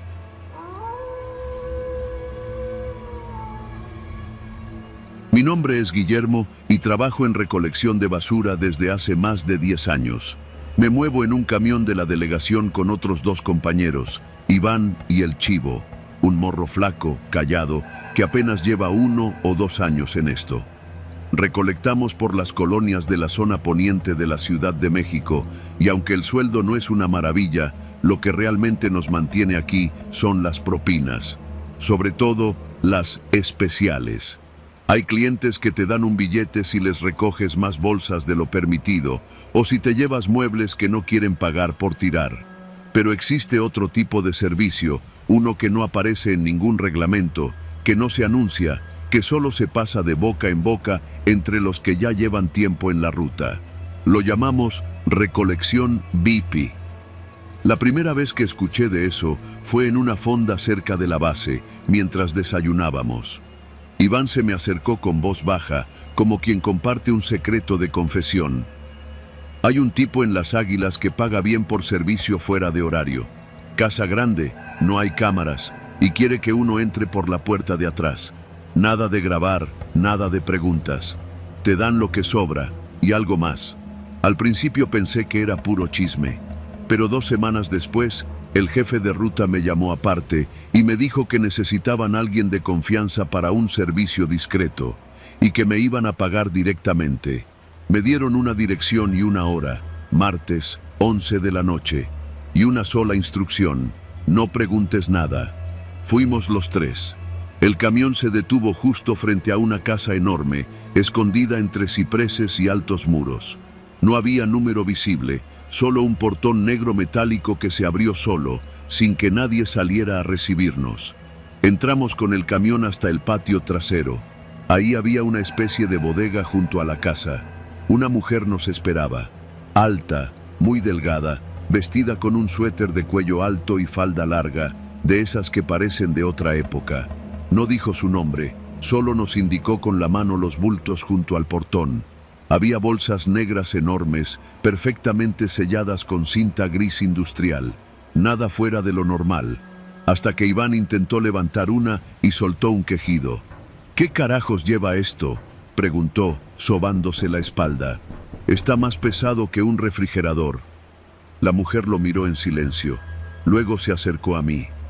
Por favor, no revisen, solo carguen y se van. Yo asentí, porque algo en sus ojos me dijo que no era una petición. Cargamos las bolsas. Eran 5. Ninguna tenía fuga, ni olor, ni forma definida. Solo peso. Al terminar, la mujer nos entregó un sobre sellado con el nombre de la ruta escrito en la esquina. Dentro, cuando lo abrimos ya de regreso, había 10 billetes de 500. Esto no fue basura normal, dijo el Chivo nervioso. Yo vi que una bolsa se movía, lo juro. Estás viendo cosas, le dijo Iván. Pero mejor ni lo pienses. Esto paga más que cualquier sábado en Lomas. Lo dejamos así, por un tiempo. Pero los martes se volvieron rutinarios. Siempre la misma casa, siempre la misma mujer, siempre bolsas pesadas, y el sobre, cada vez más grueso. Una noche, mientras cargábamos, me dio por preguntar: ¿Qué hacemos con esto? ¿Lo echamos a los contenedores de la delegación? La mujer me miró fijo. No, llévenlo a donde les indiqué, a la barranca detrás del vivero. Ahí, déjenlo y váyanse. Iván y yo nos miramos. No era normal, pero ya no estábamos para hacer preguntas. Ganábamos en una noche lo que en una semana entera. Lo dejamos en la barranca y al día siguiente, como siempre, todo seguía igual.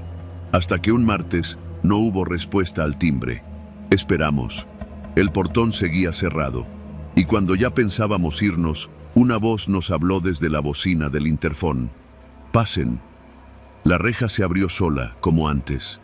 Pero esta vez no había bolsas preparadas. La mujer no salió. En cambio, una de las puertas de la casa estaba abierta. Entramos. No sé por qué. Tal vez por la rutina o por curiosidad. Dentro, la casa era aún más extraña. Todo en orden, pero sin vida. Ni un solo cuadro en las paredes, ni fotos, ni relojes. Solo muebles carísimos y silencio. «Esto ya está muy raro», susurró el chivo. «Vamos mejor». Entonces la vimos. Estaba parada al final del pasillo, inmóvil, como una estatua. Vestía igual, pero esta vez su cara estaba distinta. Tenía una mancha oscura bajo el ojo. Parecía un golpe, pero no estaba reciente. Nos miró y dijo: «La basura está en el sótano». Yo dudé, pero Iván ya iba avanzando. La seguimos.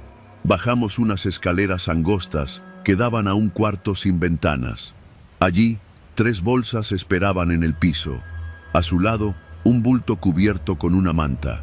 Al levantarla, descubrimos un traje de policía, una placa y un celular roto.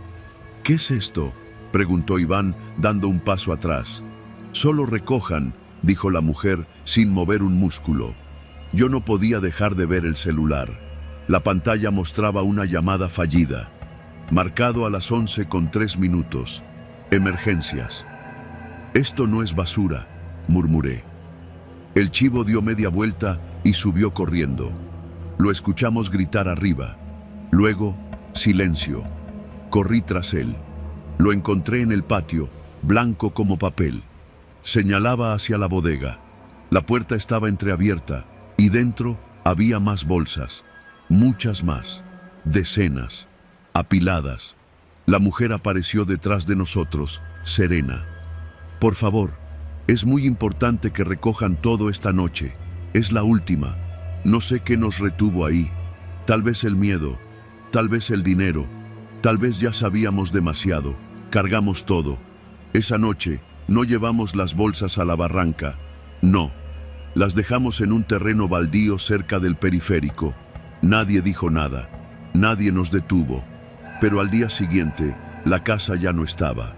En su lugar había un terreno cercado, con aviso de demolición. Preguntamos a los vecinos. Nadie supo decirnos nada. «Aquí no vive nadie desde hace años», nos dijeron. La casa estaba abandonada desde que se murió el político ese. ¿Cómo se llamaba? El que encontraron colgado en el baño, hace 3 años. Una cosa bien fea. Volvimos al camión en silencio. Nadie tocó el sobre esa vez.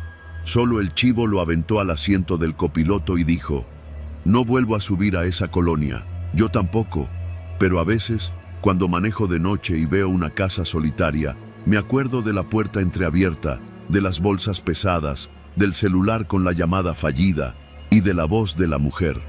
Es la última, nunca lo es.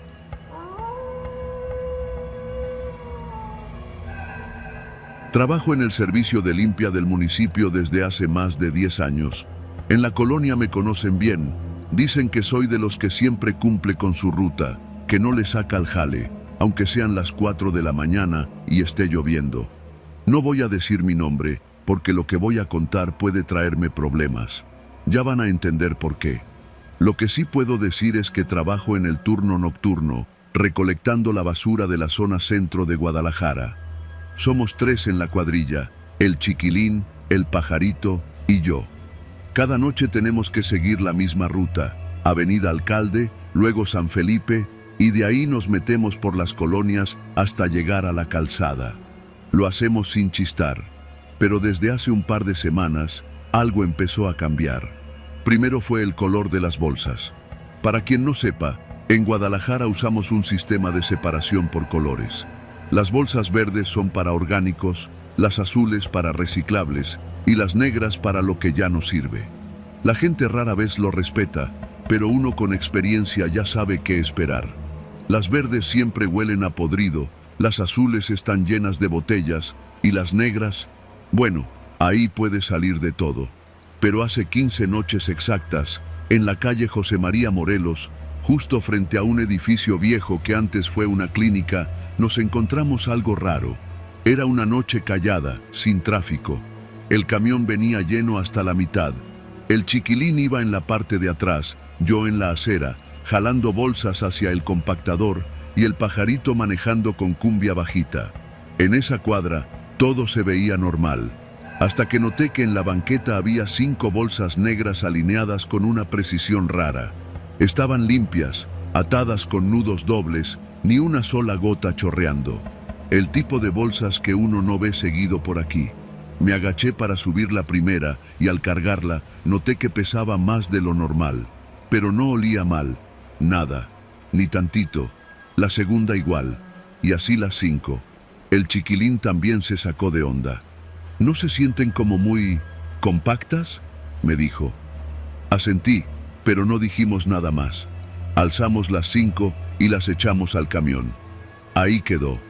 Pero la siguiente noche, en la misma dirección, había otras 3 bolsas negras, del mismo tipo, igual de pesadas, igual de limpias y sin olor alguno.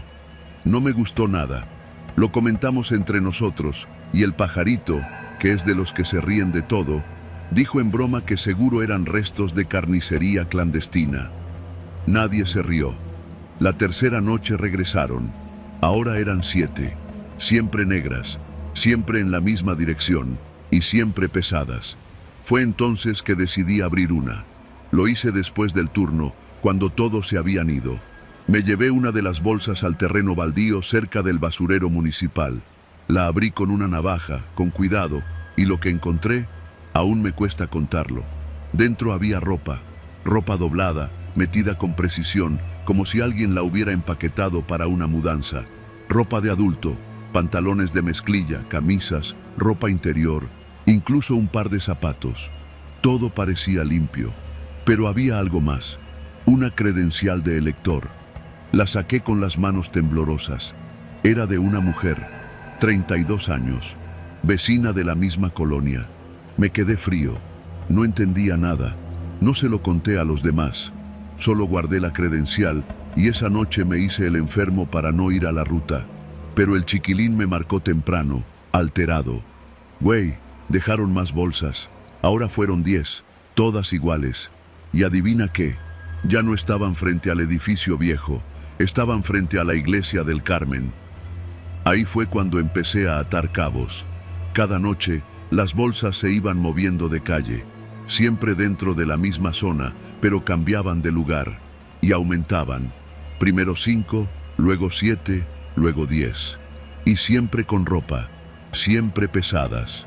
Esa noche volví a abrir otra, esta vez frente a mis compañeros. Dentro había ropa de niño, una mochila de Spider-Man, un cuaderno a medio usar. El chiquilín vomitó al lado del camión. El pajarito se quedó pálido, ya no era gracioso. Lo que hicimos después fue ir directo a la policía. Llevamos la credencial, la mochila y una de las bolsas. Nos hicieron esperar horas. Un agente gordo, con cara de que le valía todo, apenas nos miró. Y si nada más están tirando donaciones o ropa vieja, ¿cuál es el pedo? Donaciones en bolsas negras, a la 1 de la mañana, todos los días, en distintos puntos, sin olor, con ropa doblada. El tipo solo se encogió de hombros. Nos mandaron con otro oficial y al final nos dijeron que iban a investigar. Nunca lo hicieron. Lo sé porque cada noche las bolsas seguían apareciendo y cada noche aumentaban. Hasta que una madrugada, hace 3 días, encontramos algo más. En la esquina de la calle Libertad con González Ortega, vimos las bolsas. 14. Pero esta vez no estaban alineadas. Estaban amontonadas, como si alguien las hubiera dejado a toda prisa. Una de ellas estaba rota, y lo que salía por el agujero no era ropa. Era carne, carne humana. No hay otra forma de decirlo. No la toqué. El chiquilín se quedó paralizado. El pajarito apagó el motor. Nadie dijo nada por varios minutos. Solo el ruido del motor apagándose y nuestras respiraciones agitadas. Llamamos otra vez a la policía. Esta vez sí vinieron. Recogieron las bolsas. Nos tomaron declaración. Nos dijeron que ya estaban al tanto del caso. Pero el tono de voz del comandante me dio más miedo que cualquier cosa que haya visto en esas bolsas. Nos dijo, sin mirarnos a los ojos, no digan nada de esto, es basura, ¿quedó claro? Y se fueron, así nomás. Desde esa noche nos cambiaron de ruta, nos mandaron al oriente de la ciudad, donde las calles huelen mal, pero al menos sabes lo que hay en las bolsas. El camión que hacía la ruta anterior desapareció. Nadie sabe si lo reasignaron, si los compañeros renunciaron o si pasó otra cosa. Lo único que sé es que las bolsas negras siguen apareciendo, cada noche, en distintos puntos del centro. Nadie las recoge ya. Y el camión compactador, cuando pasa por ahí, las esquiva. Yo las veo desde lejos, sentado desde mi nuevo camión, y me tiemblan las manos, porque ahora sé que esas bolsas no contienen basura. Contienen historias que alguien quiere borrar. Y nosotros, los de los uniformes fosforescentes y las manos llenas de mugre, somos los primeros en verlas. Y los primeros en callar.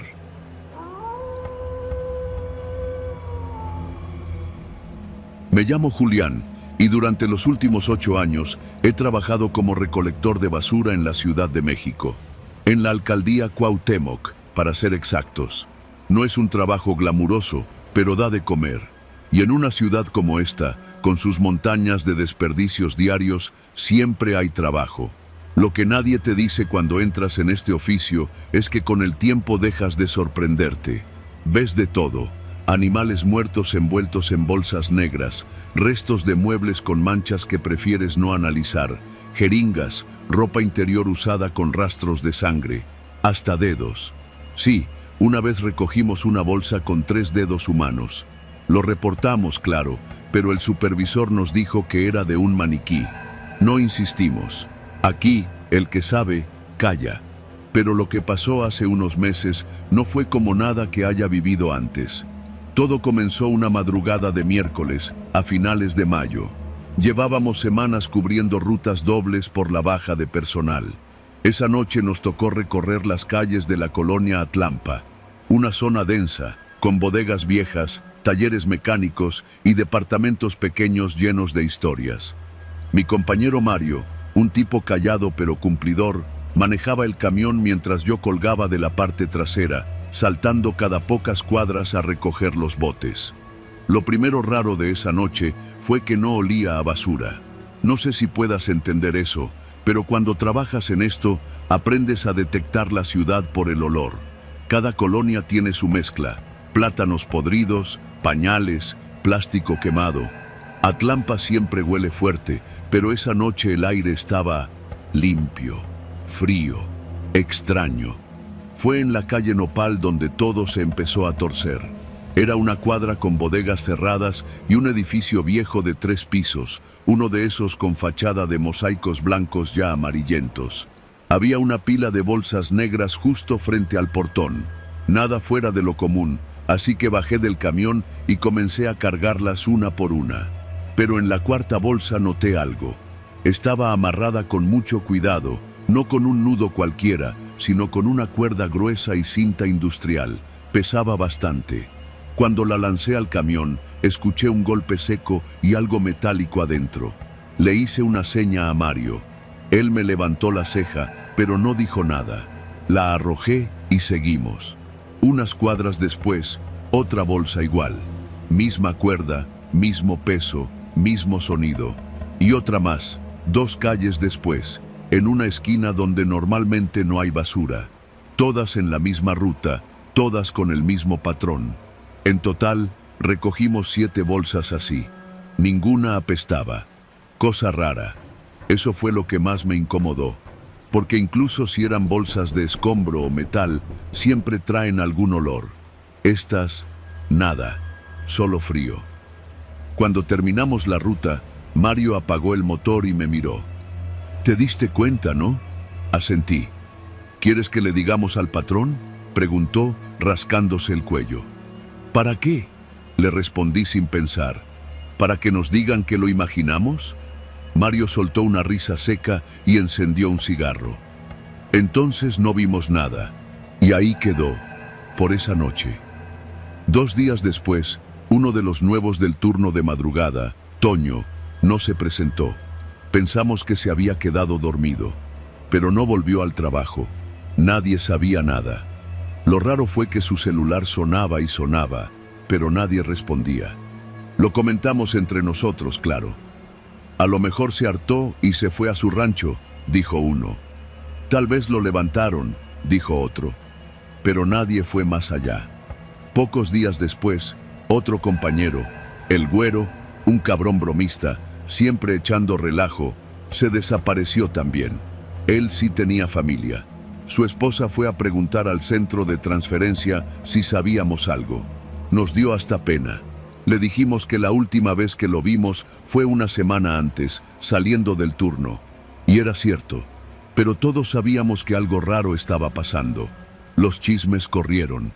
Que si había un asesino entre los recolectores, que si alguien estaba dejando cuerpos en las bolsas negras, que si los desaparecidos habían abierto una de esas bolsas y habían visto algo que no debían ver.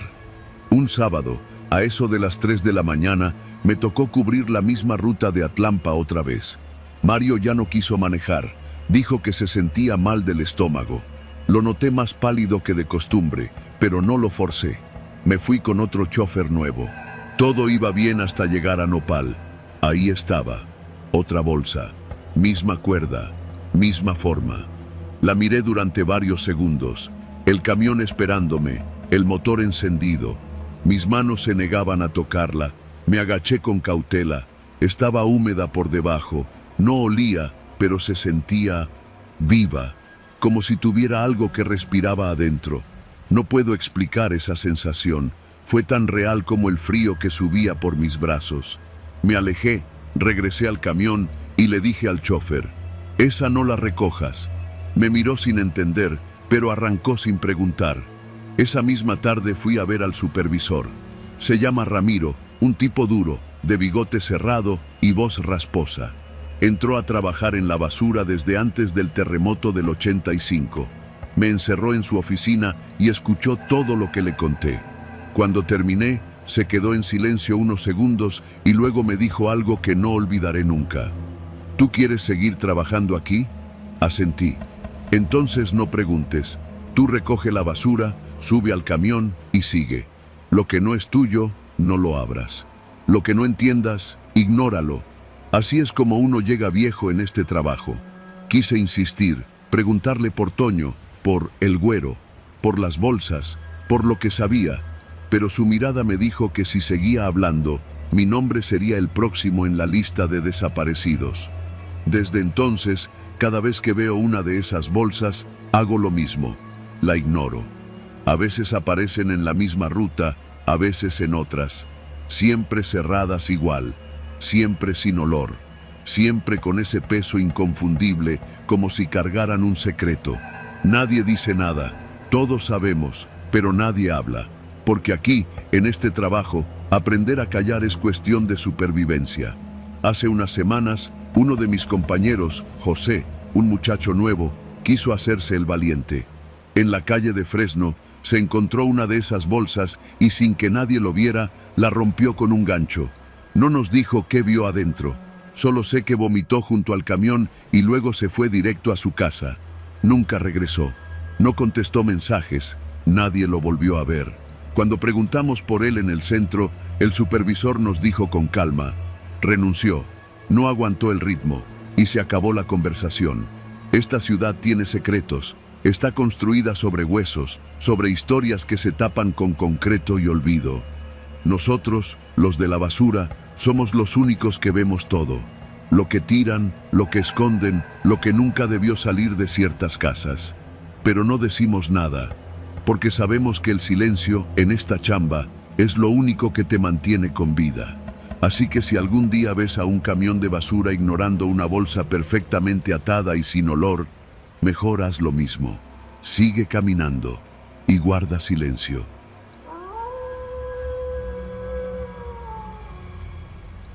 Trabajo para el servicio de recolección nocturna en Guadalajara, en la ruta que cubre varias colonias del poniente de la ciudad, entre Lomas del Paraíso y San Rafael.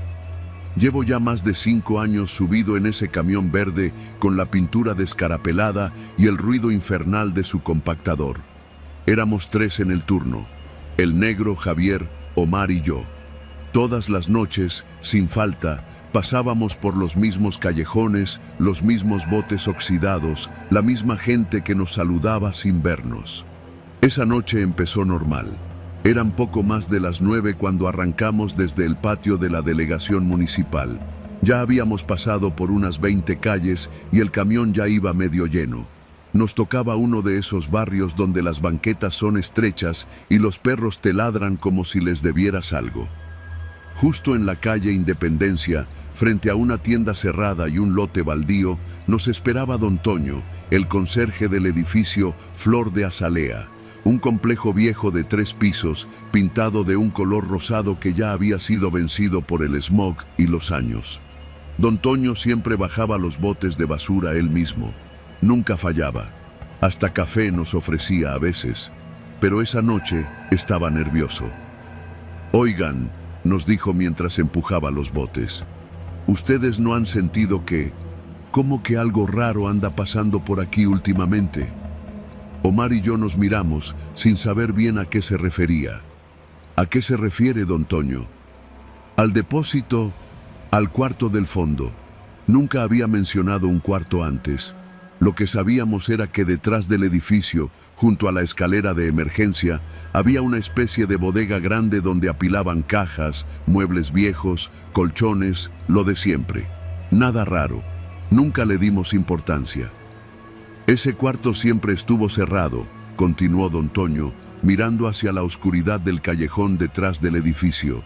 «Nunca me dieron llave y no la había necesitado, hasta que hoy, que fui a tirar una silla rota, me encontré la puerta entreabierta». El negro Javier, desde la cabina, se carcajeó. «¿Y qué? ¿Encontró una calaca o qué?» «No», dijo don Toño, bajando la voz. «Encontré un colchón manchado. Y no de humedad, manchado con sangre seca, y junto a él había una caja llena de cosas que no eran basura, ropa de niño, zapatos pequeños, una mochila». Nos quedamos en silencio, ni siquiera el ruido del motor nos distrajo. A todos nos recorrió ese tipo de incomodidad que no sabíamos cómo clasificar.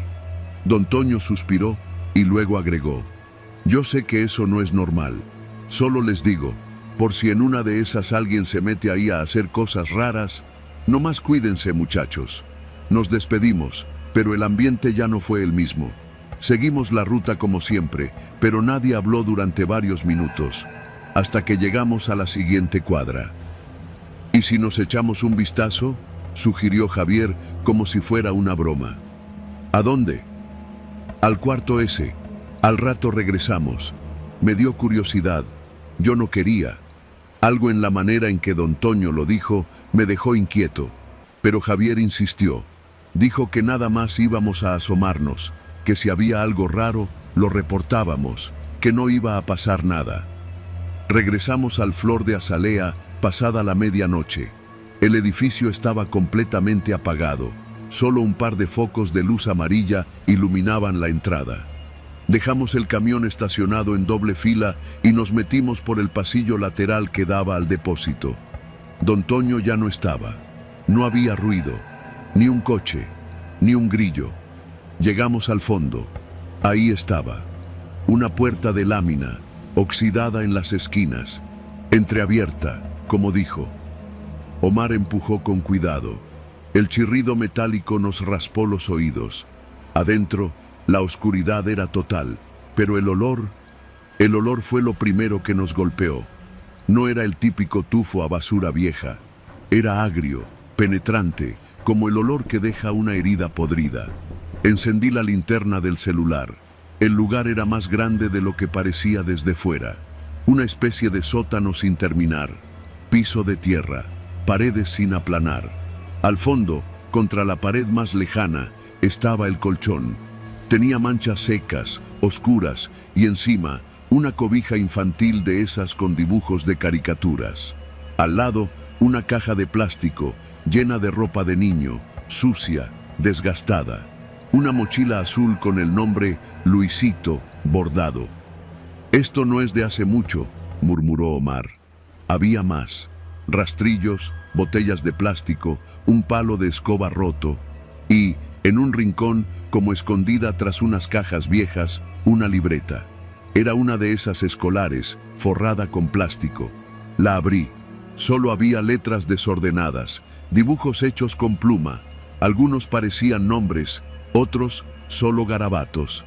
Hasta que encontré una hoja en la que claramente se leía: «Dice que si salgo, me castiga, que afuera no hay nadie, que nadie me va a buscar, pero yo lo escucho cuando duerme y sé dónde guarda la llave». Me tembló la mano.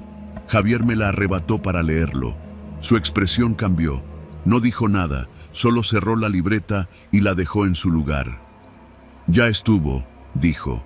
Su voz había perdido el tono de burla. Salimos sin decir más. Pero mientras cruzábamos el callejón, una luz se encendió en el tercer piso. Una silueta nos miraba desde la ventana. No se movía, solo nos observaba. No pudimos distinguir si era hombre o mujer.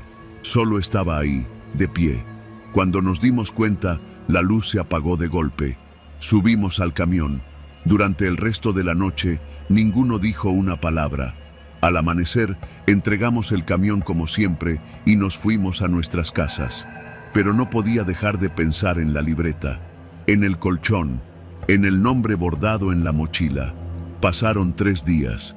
El sábado volví a pasar por el Flor de Azalea. Esta vez no iba trabajando. Llevaba ropa de civil con la excusa de ver a un amigo por la zona. Me acerqué al edificio y toqué el timbre. No contestó nadie. Pregunté en la tienda de la esquina por don Toño. El dueño, un señor de lentes con cara de aburrido, me miró raro. ¿Don Toño? No, joven, aquí ya no trabaja ese señor. Se fue hace más de un mes. El nuevo conserje es otro. ¿Y el cuarto del fondo? ¿Cuál cuarto? Se me fue el alma al suelo. Caminé hasta el pasillo lateral, el mismo por donde entramos aquella noche. Pero el cuarto ahora tenía un candado grueso y estaba pintado con aerosol en letras negras. Prohibido el paso. Ese día fui directo a la delegación. Pregunté si había algún reporte, alguna denuncia, pero no había nada, ninguna queja, ningún niño desaparecido con el nombre Luisito en esa zona, como si nada hubiera pasado.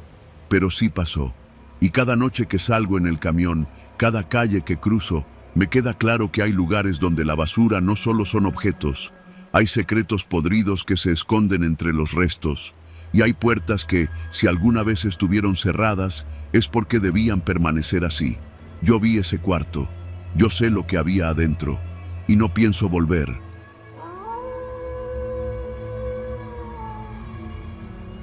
Me llamo Iván, tengo 34 años y, si algo he aprendido en esta ciudad, es que hay empleos de los que no se habla.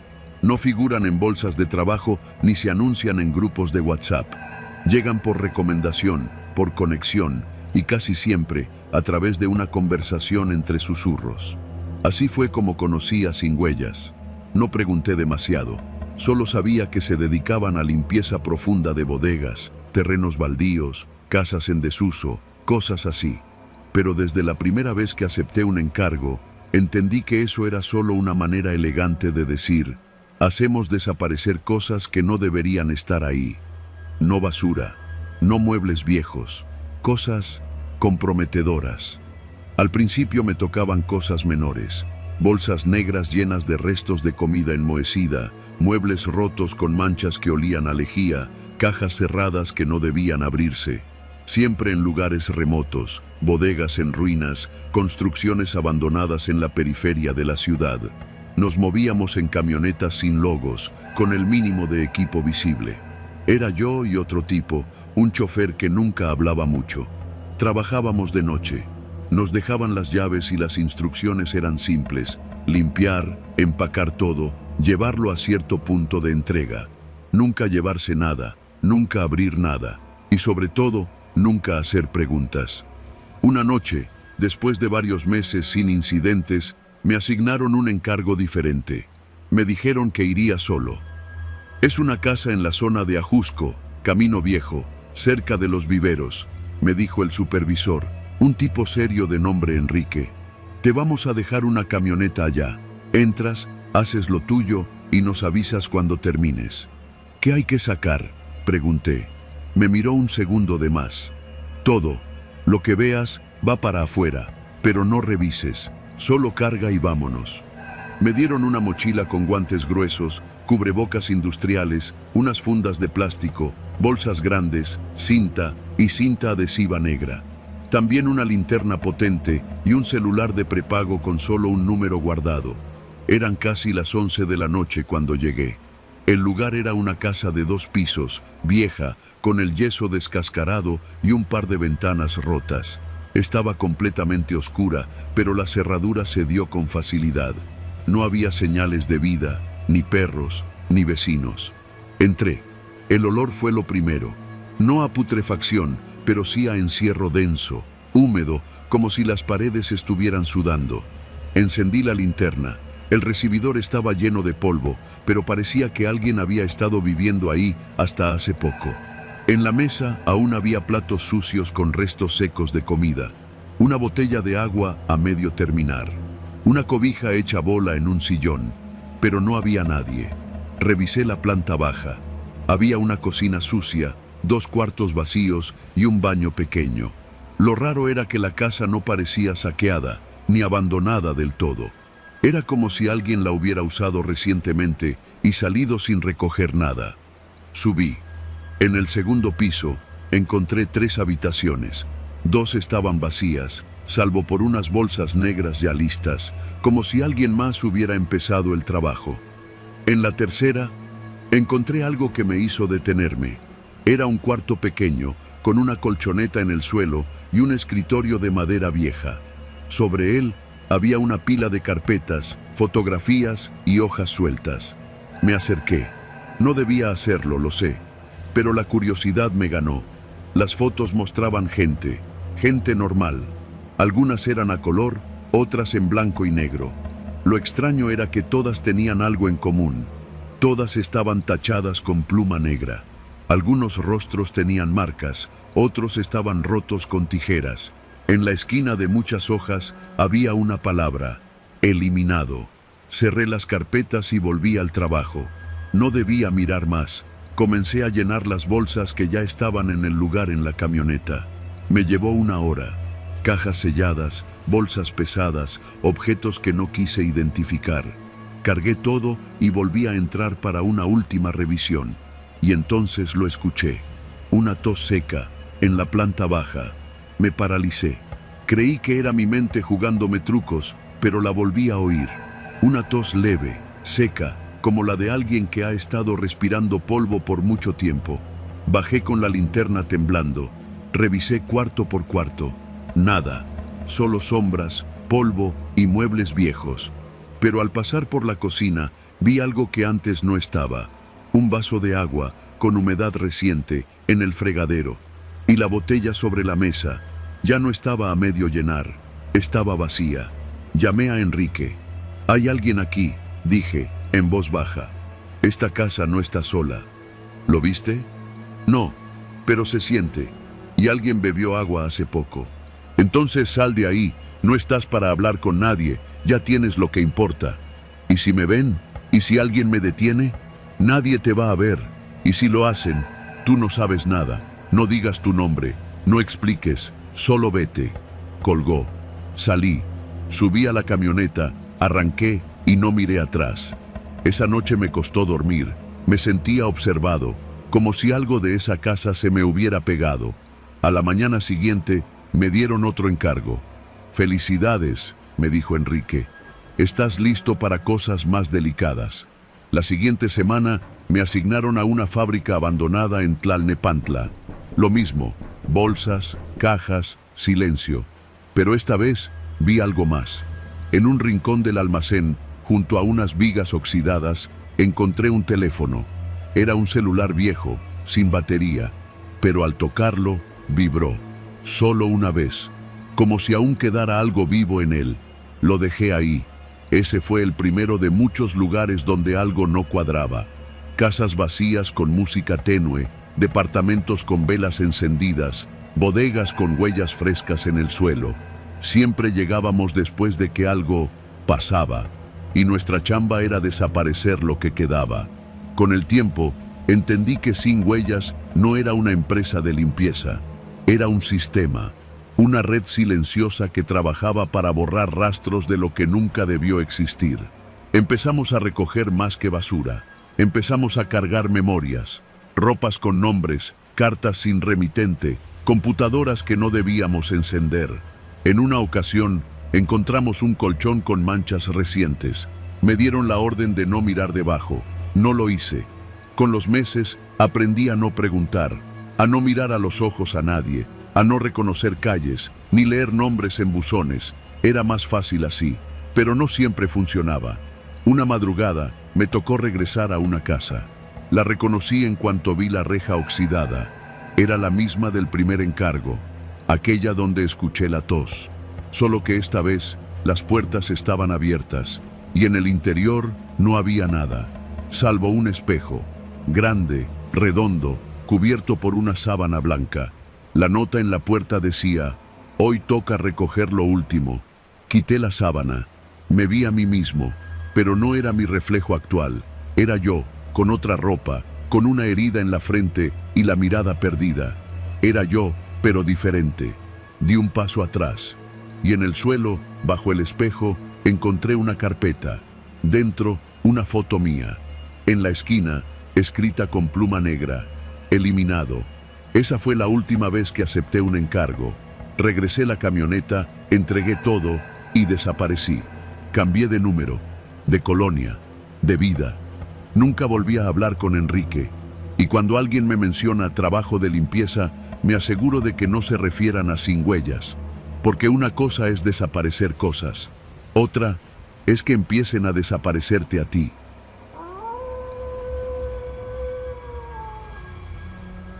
Yo era de los que empezaron en la basura porque no había de otra. No fue un gusto, fue necesidad. De esos trabajos que nadie quiere, pero que alguien tiene que hacer.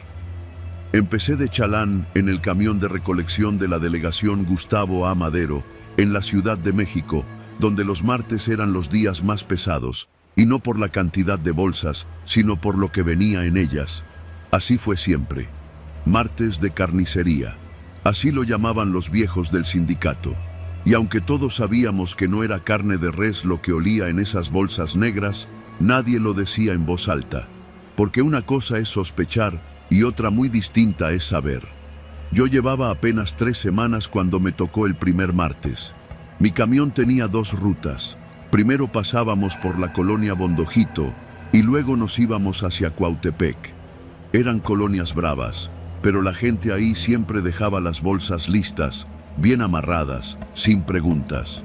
Lo raro era que el olor no se parecía al de los desechos normales. No era el típico hedor a comida podrida o pañales sucios. Era algo más espeso, más penetrante. El tipo de olor que se mete en la nariz y se queda contigo, aunque te talles con jabón sote todo el cuerpo. «No las abras», me dijo el güero, el chofer, un cabrón que ya llevaba como 15 años en esto. «Nomás échalas rápido y sigue, como te enseñé».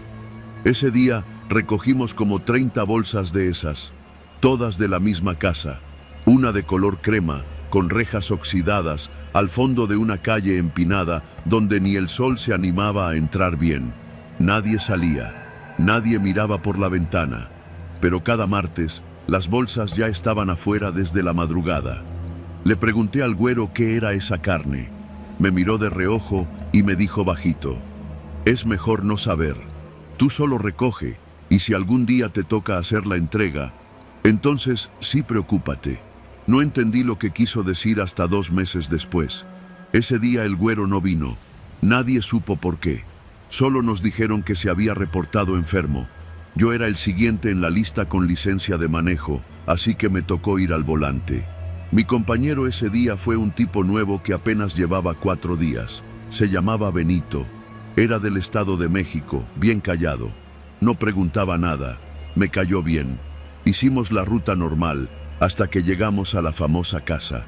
Ahí estaban, 33 bolsas negras, todas acomodadas en línea frente a la banqueta. Al bajarme, noté que una de ellas tenía una mancha roja escurriendo por un costado. Olía diferente, más fuerte, más fresco. ¿Y esto?, preguntó Benito, señalando otra bolsa que parecía moverse levemente. Me congelé. La bolsa vibraba, como si hubiera algo vivo adentro. No mires, nomás súbela, le dije. Hazlo rápido. Pero Benito era terco. Dio un paso hacia la bolsa y justo cuando se agachó para agarrarla, algo dentro se sacudió con fuerza. Pegó un brinco para atrás. «¡Madres! ¿Qué traen aquí, perros? Vámonos ya», le dije, casi arrastrándolo. Subimos todas las bolsas sin vernos a los ojos, sudando frío, aunque el aire todavía estaba fresco. De regreso al punto de transferencia, me temblaban las manos en el volante. Benito iba pálido, sin decir palabra. Cuando por fin llegamos, nos recibió el supervisor con cara seria. «Ustedes no van a descargar. Ustedes van directo a la entrega». Nos miramos confundidos. «¿Qué entrega?». El supervisor se acercó más y bajó la voz. «La ruta especial. El camión está lleno con lo que se necesita. Les van a dar una dirección. Llegan, descargan y se van. No hablen, no pregunten, no miren y sobre todo, no entren. Solo dejan las bolsas y se largan». Nos dio un papel doblado en 4. No decía nada más que una dirección escrita a mano. Callejón Niño Perdido, número 7. Benito preguntó si ahí era una carnicería. «Digamos que algo así», dijo el supervisor, sin mirarnos. El callejón estaba en Iztapalapa. Nunca lo había escuchado antes. Era estrecho, como un pasadizo escondido entre construcciones viejas. Apenas cabía el camión. Al fondo, una puerta metálica con una pequeña rendija abierta. Ni timbre tenía. Bajamos las bolsas. Pesaban más que otras veces. Algunas parecían tener huesos largos. No dije nada. «¿Y si preguntan qué traemos?», susurró Benito. «Tú nomás calla y deja la bolsa». Casi habíamos terminado cuando la rendija se abrió un poco más. Una mano salió, sin decir palabra, y dejó en el suelo una caja de cartón. No vimos el rostro de nadie. Me acerqué. Dentro había un fajo de billetes bien amarrados. Me quedé quieto. «Es la propina», dijo una voz gruesa desde adentro, apenas audible. «Que no se les ocurra hablar de esto». La rendija se cerró de golpe. Benito y yo nos miramos. Nadie sonrió. Subimos al camión y nos largamos sin decir palabra. Yo era de los que empezaron en la basura porque no había de otra. No fue un gusto, fue necesidad. Después de eso, las cosas cambiaron. Cada martes me mandaban a mí a hacer la entrega. El güero nunca volvió. Dicen que renunció, pero yo lo vi una vez semanas después, en un puesto de barbacoa por la colonia Doctores. Estaba más flaco, con la mirada perdida. Cuando me vio, bajó la cabeza y se fue sin saludar. Benito aguantó otros 2 martes. Al tercero ya no se presentó. Fue a dejar las bolsas y al día siguiente no contestó el teléfono. Lo buscaron en su casa. Lo único que encontraron fue una bolsa negra, igual a las que recogíamos, afuera de su puerta. No supieron quién la dejó. Ahora yo soy el nuevo güero. Ya no pregunto, ya no dudo. Martes tras martes paso por la casa del Abondojito y recojo las bolsas. A veces son 30, a veces más. Siempre pesan igual, siempre huelen igual. A veces se mueven. Yo manejo. Llego al callejón. Dejo las bolsas. Recibo la caja. Nunca abro las bolsas. Nunca abro la caja hasta que estoy lejos. Pero hoy encontré algo más. Debajo del dinero, dentro de la caja, venía una nota escrita con letra infantil, casi temblorosa. «Ya no quiero estar aquí. Ayuda». Firmado, Lucía, 8 años. Desde entonces no duermo. Me paso las noches pensando en esa nota, en los martes, en los olores, en las bolsas que a veces traen zapatos de niños. Y lo peor es que, por más que intento convencerme de que debo hacer algo, sé que el próximo martes volveré a pasar por esa casa, que volveré a cargar esas bolsas, porque hay trabajos de los que uno ya no puede salirse, porque ya soy parte del sistema, porque ahora yo soy el que entrena a los nuevos y les dice lo mismo que a mí me dijeron: no abras las bolsas, solo recoge y sigue.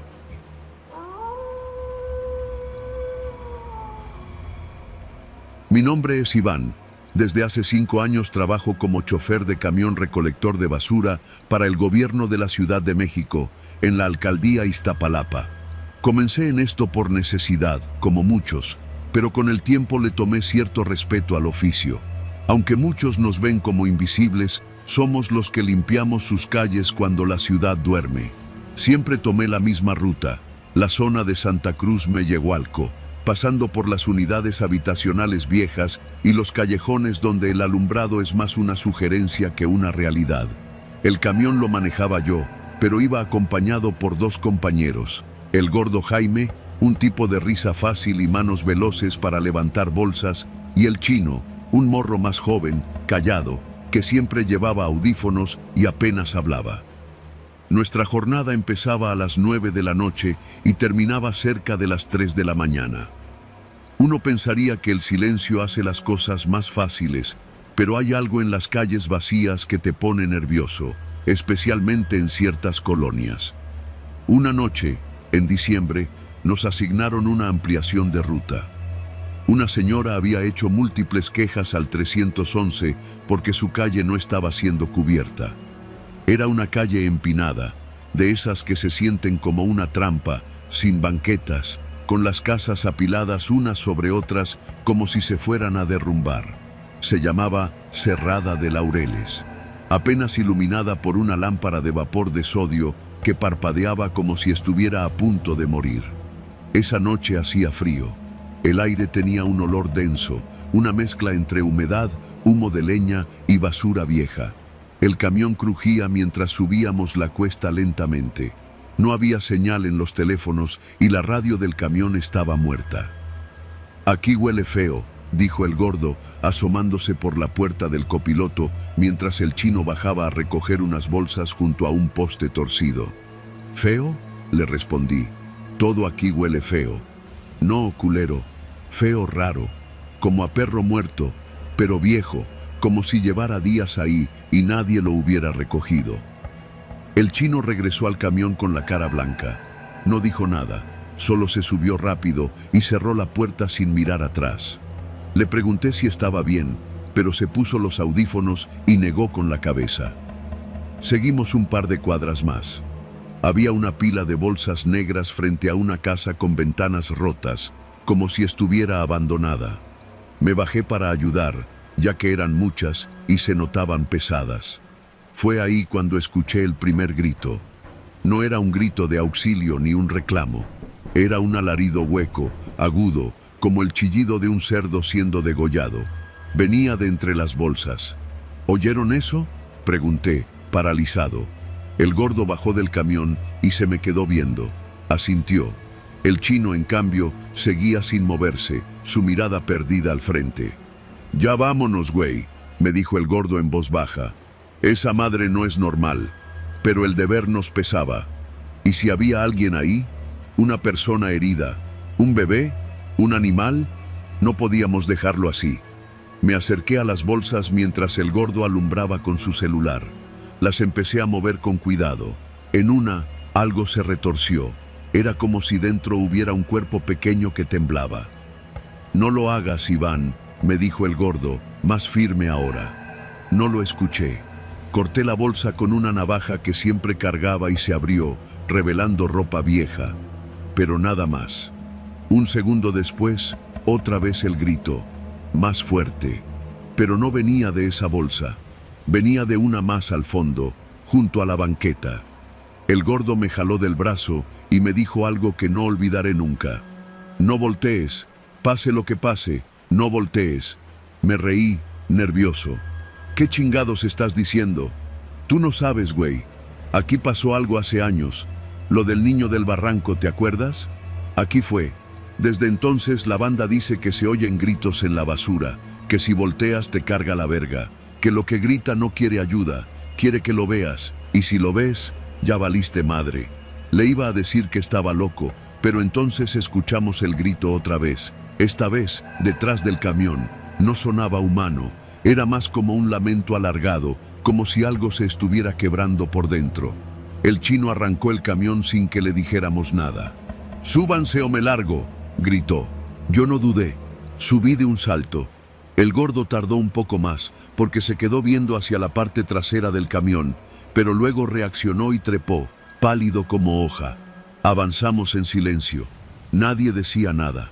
El gordo se sentó con la cabeza agachada y el chino manejaba sin mirar los espejos. Cuando salimos de la cerrada, el gordo habló, apenas en un susurro. Yo lo vi, lo miré. ¿A quién? A lo que grita. No tenía cara, no más. Era como un montón de huesos, pero largos, deformes. Tenía las manos al revés. Estaba encima de las bolsas, pero no se movía. Solo estaba ahí, esperando. ¿Y por qué dijiste que no volteáramos? Porque mi primo trabajaba aquí hace años. También era recolector. Una vez se burló de la historia. Lo encontraron sin ojos, sin lengua. Pero no había sangre, solo tierra en la boca y bolsas por todos lados, vacías. Nos quedamos callados todo el camino de regreso al depósito. Al llegar, el chino bajó sin despedirse. El gordo solo me dijo: «Si alguna vez lo vuelves a oír, no voltees. Pase lo que pase, no lo veas». Desde esa noche, cada vez que paso por Cerrada de Laureles, acelero. No recojo nada ahí. Y si alguien se queja, que se queje. Prefiero que me descuenten un día de salario a volver a oír esos gritos, porque todavía sueño con ellos, y en el sueño volteo y lo veo, pero despierto antes de que se acerque, por ahora.